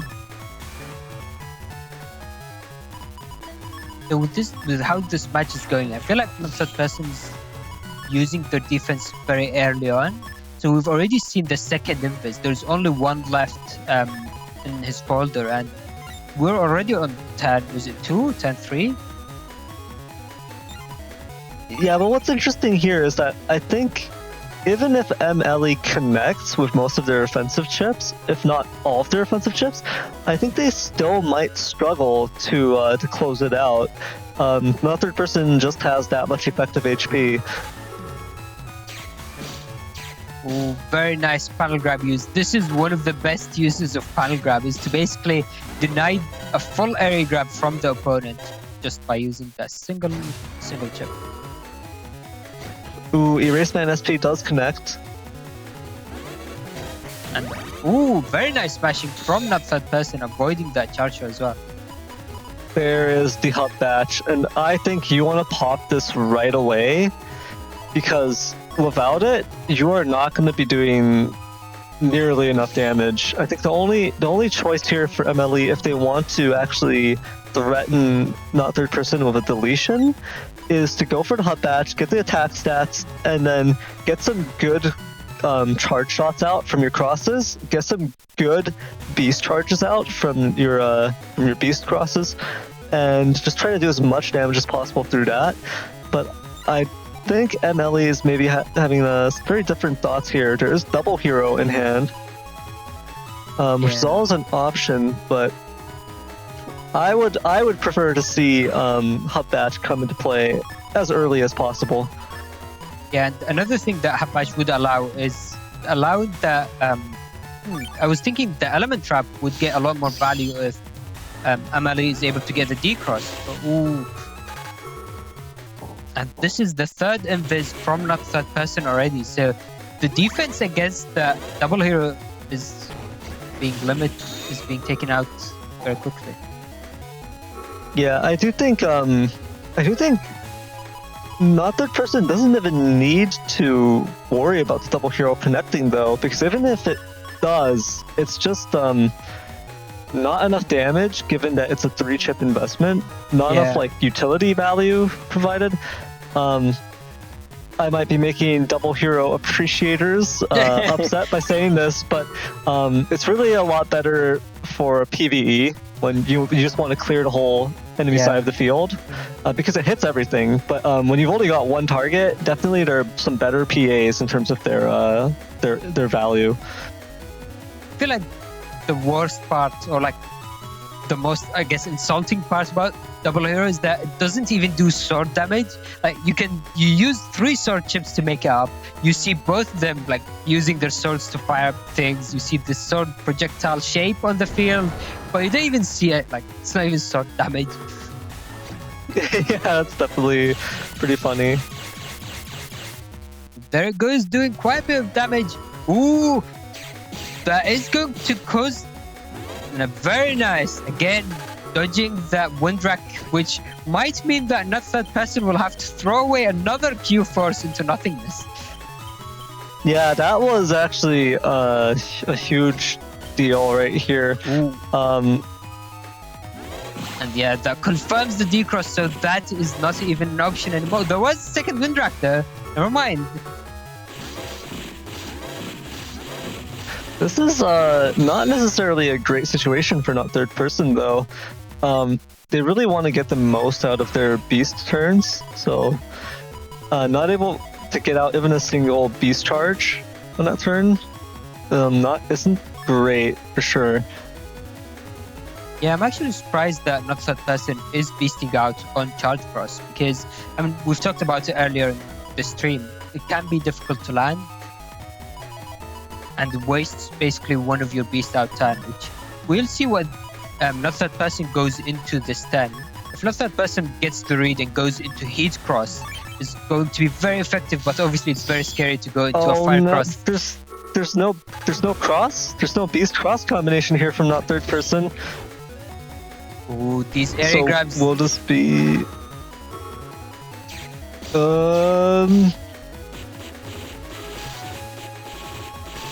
But why is M-Ellie waiting? There's no hopper. Okay, there's no beat, I mean. Ooh, poison fire being dropped. Let's see how long that can survive for. Probably there it is. Yep. I don't think that did literally any damage because the invis immediately was used. Not third person would have done so much damage if they had simply gone into Erase Beast and then Beast charged the poison seeds. Yeah, yeah. But unfortunately, they wanted to use the Poison Pharaoh. They didn't have back row access. They didn't have anything there to enable it. So, I mean, yeah. To be fair to not third person, we saw the first match today. He wasn't able to use that Poison Pharaoh. We saw this match, and there was an opportunity to use one, but there was the wrong order for the chips. So, I mean, you have to use it. Come on. You can't have a Poison Fire build and you never use Poison Fire. The purpose of the Poison Pharaoh is actually to just Beast Charge the Poison Seeds or throw them, and then to use the Anubis to finish off your opponent when they're at 1 HP. You know, that is actually a very good point. Anubis does have very quick HP drain and can delete the opponent into 0, unlike HP Bug.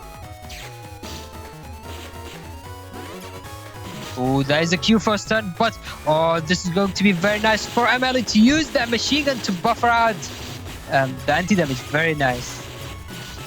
Yeah, very, very good defensive play from M-Ellie right there. Fully aware of the interaction between anti-damage and machine gun, being able to just buffer it out and prevent as much damage as possible from that kernel force.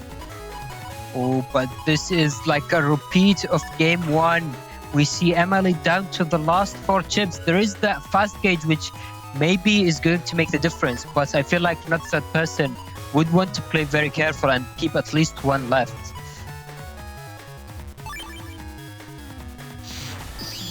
Ooh, so the only chance for M-Ellie to win this match is for this fast gauge to stick, but even then it's looking very difficult with losing access to Tengu Cross and now the life aura coming down for not that person.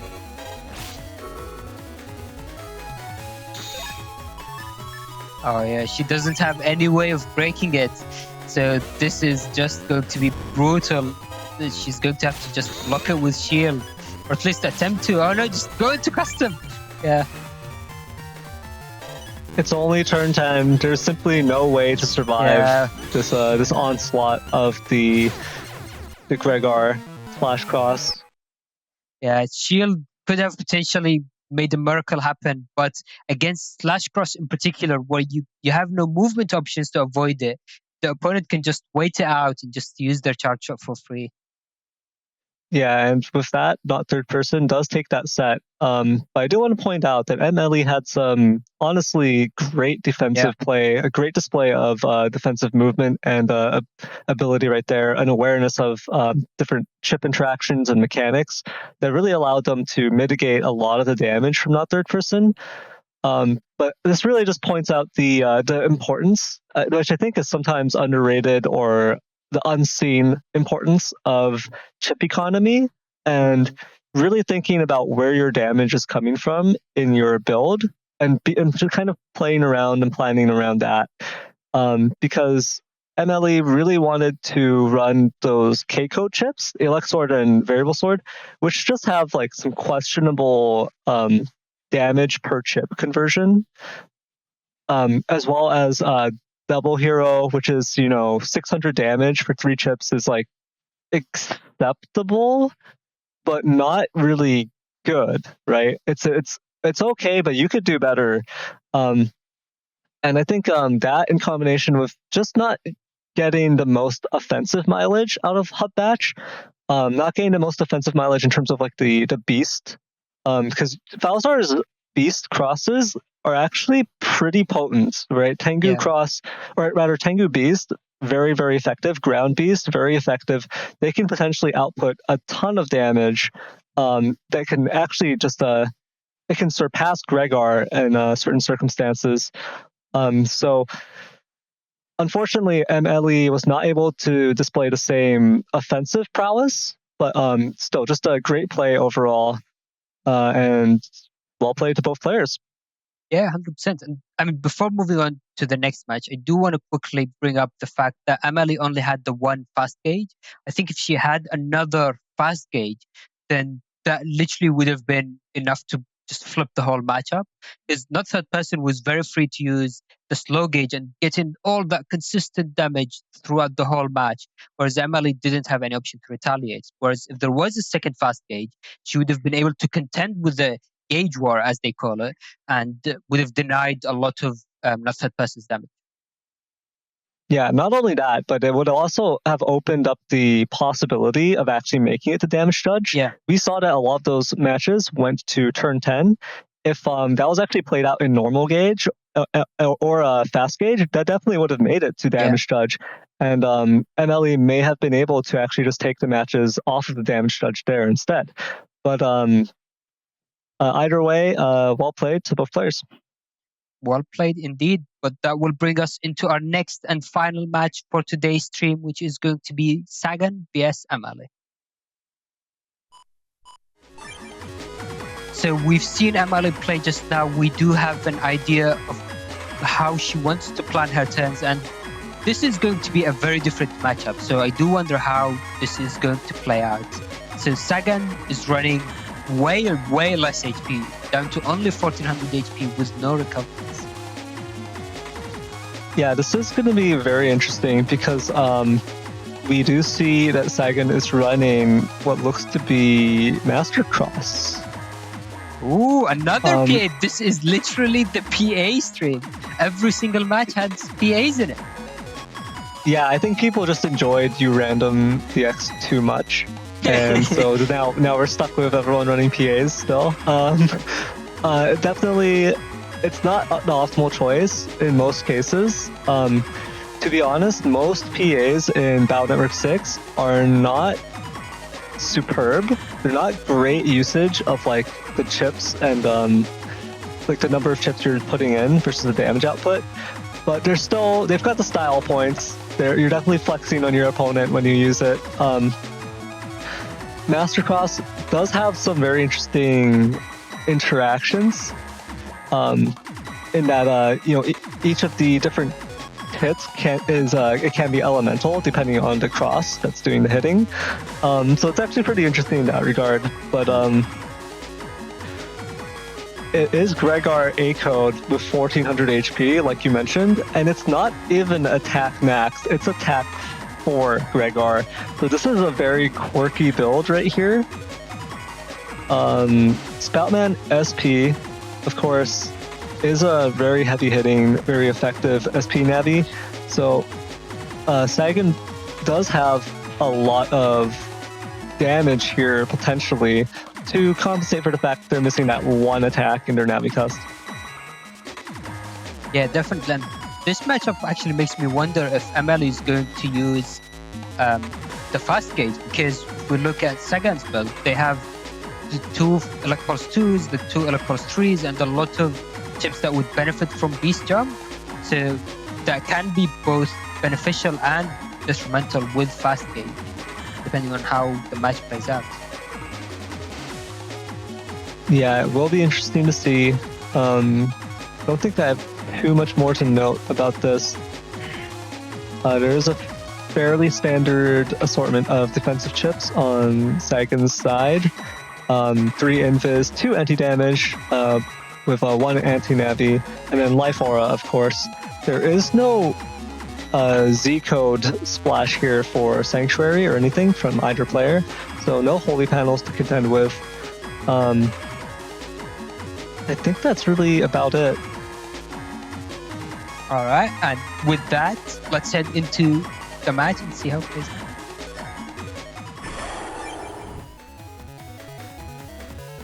So the reason why I said that like this is because Sagan last stream their name was that. So if you've seen that stream, you'll know.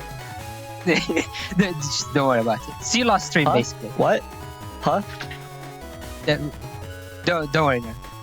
That has nothing to do with this stream. Huh? Sorry, what? Sagan has to do with this stream, not that. Yeah. Anyway, okay. So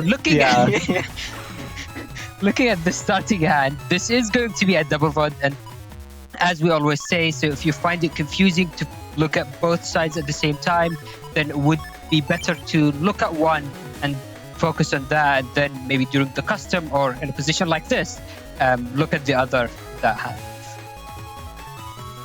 Yeah, so we are seeing this the Keiko chips coming out together here. It's interesting that I feel like the Elex Sword and Variable Sword in M-Ellie's hands are always paired together in the in the cusp screen. I feel like they always come up at the same time. Choosing to shuffle them away here. Both players getting a bit of value from that full cust opening, because Sagan obviously has the charge cross, gonna get a little bit of extra cust there. And M-Ellie gonna get that dust dig. And we see right off the bat, it's double hero time.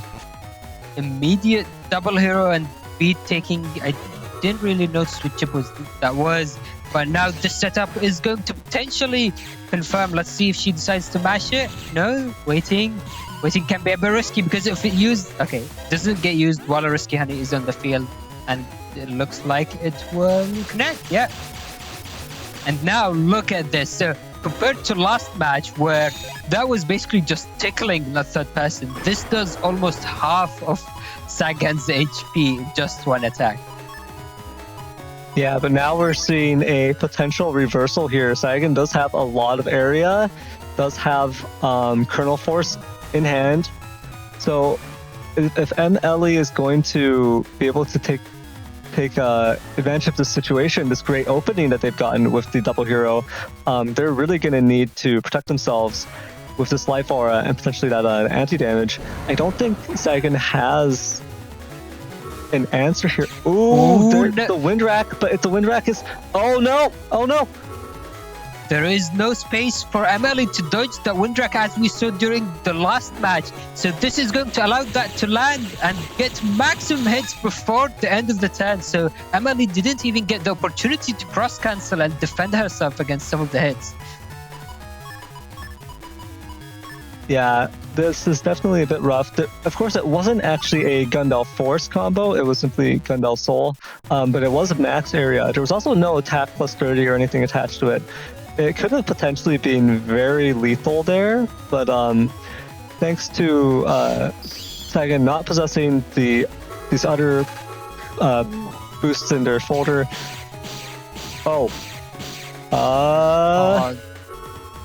That was a very painful grab banish, and now this is going to allow M-Ellie to fall on area, but very nice D-cross from... Yeah, now we see the power of the actual best sword chip in the game, Moonblade. Yeah, the most stylish sword chip, I'll say. You know, Moonblade is literally the only chip or the only sword chip that would have connected in that area, because the ice field caused M-Ellie to quickly slide through, and I'm fairly sure that the sword connected on the backswing rather than from ahead of Sagan. Yeah, that was the backswing connecting, so you couldn't see that happen with any other sword chip. Oh no, but these TFCs for Sagan are very painful, losing both Invises to a TFC against an Invis piercing attack. And now both sides' HP is looking very scary.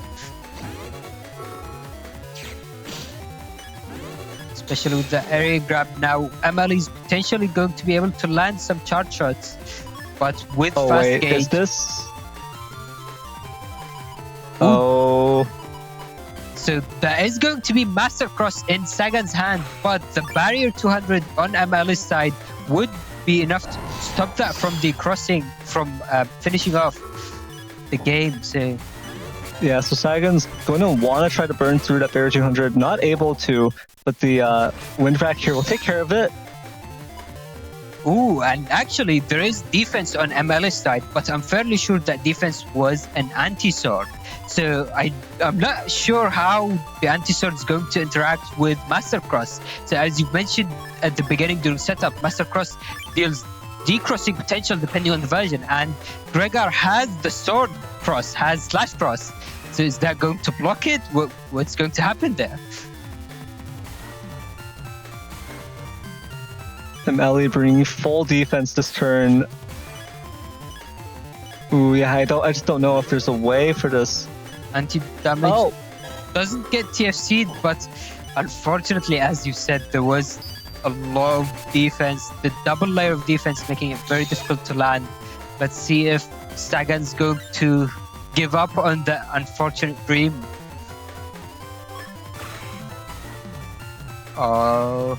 Feel like it would be the correct play to go into Elect Pulse and pierce the Envis.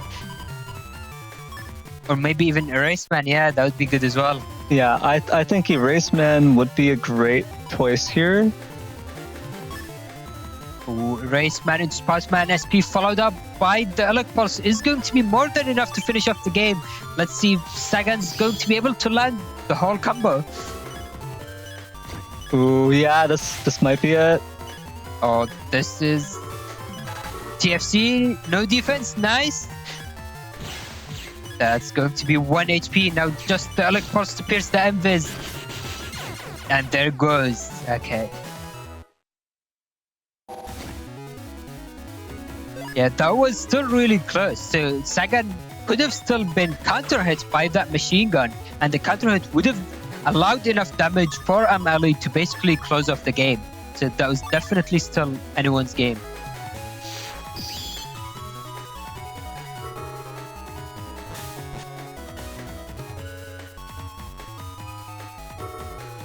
And now going into game 2, Sagan starting with another risky honey play.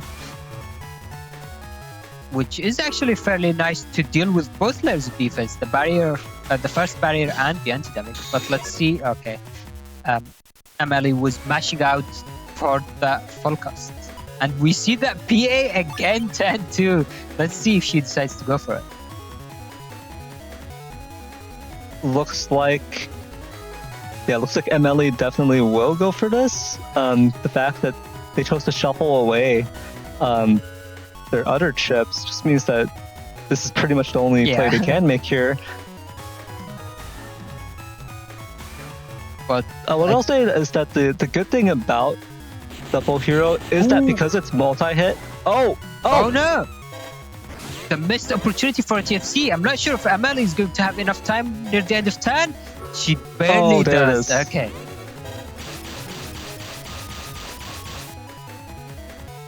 Yeah, once again, a great opening here. Not able to get the element trap out before the end of the turn, though. That is a bit of a missed opportunity, but still, connecting with the Double Hero there is going to be very painful for Sagan to deal with. And especially shame the element man. I mean, the element trap is very effective against A-Code because of all of the different elements. And speaking of elements, we do see the attempt at Master Cross. Let's see if it can connect this time, though. Oh, Raceman SP is coming out from M-Ellie. This is going to be a very powerful combo, and the D-Cross as well. Oh, Master Cross is out. And I believe that should D-Cross as well. Yeah, there it goes. Both sides getting out their PAs, doing a lot of damage, but Sagan is on the low side with the HP, 400 HP left. Very nice patient play.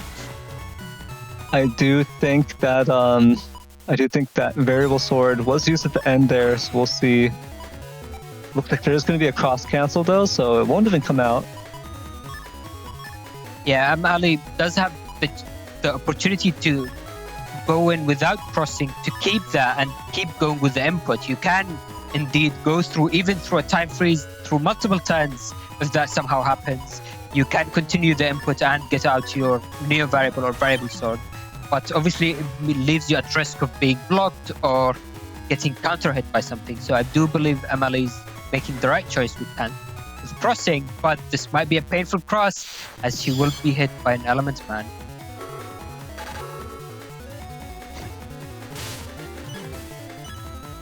Retaliating with her own judgment. This is going to allow her machine gun to land a lot of hits, doing quite a lot of damage. Followed up by an element man being blocked by the anti-damage. 30 HP in a dream. Let's see if Sagan's able to close it off.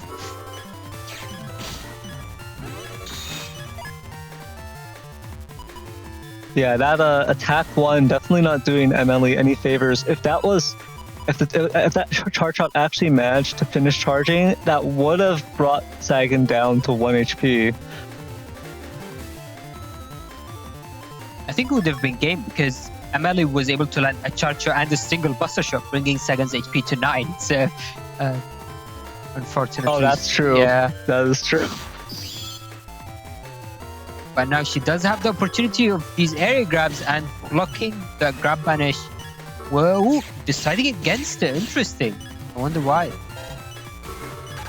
Oh no, and using it at the exactly wrong time to get hit by the TFC, but that still leaves a life aura for M-Ellie's side. Let's see how Sagan's able to deal with it.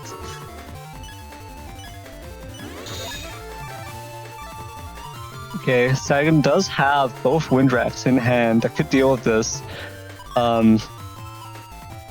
Honestly, Sagan has everything they need to actually punch through the defense on M-Ellie's side and finish things off on this turn. But whether or not they can stay alive for long enough to do so, that is the question. Ooh. Fast Gauge makes Invis very powerful because Invis is going to last for the whole of the turn and a bit more. But that also makes Alok Pulses and ways to pierce Invis even more powerful, and because they can obviously deny that value.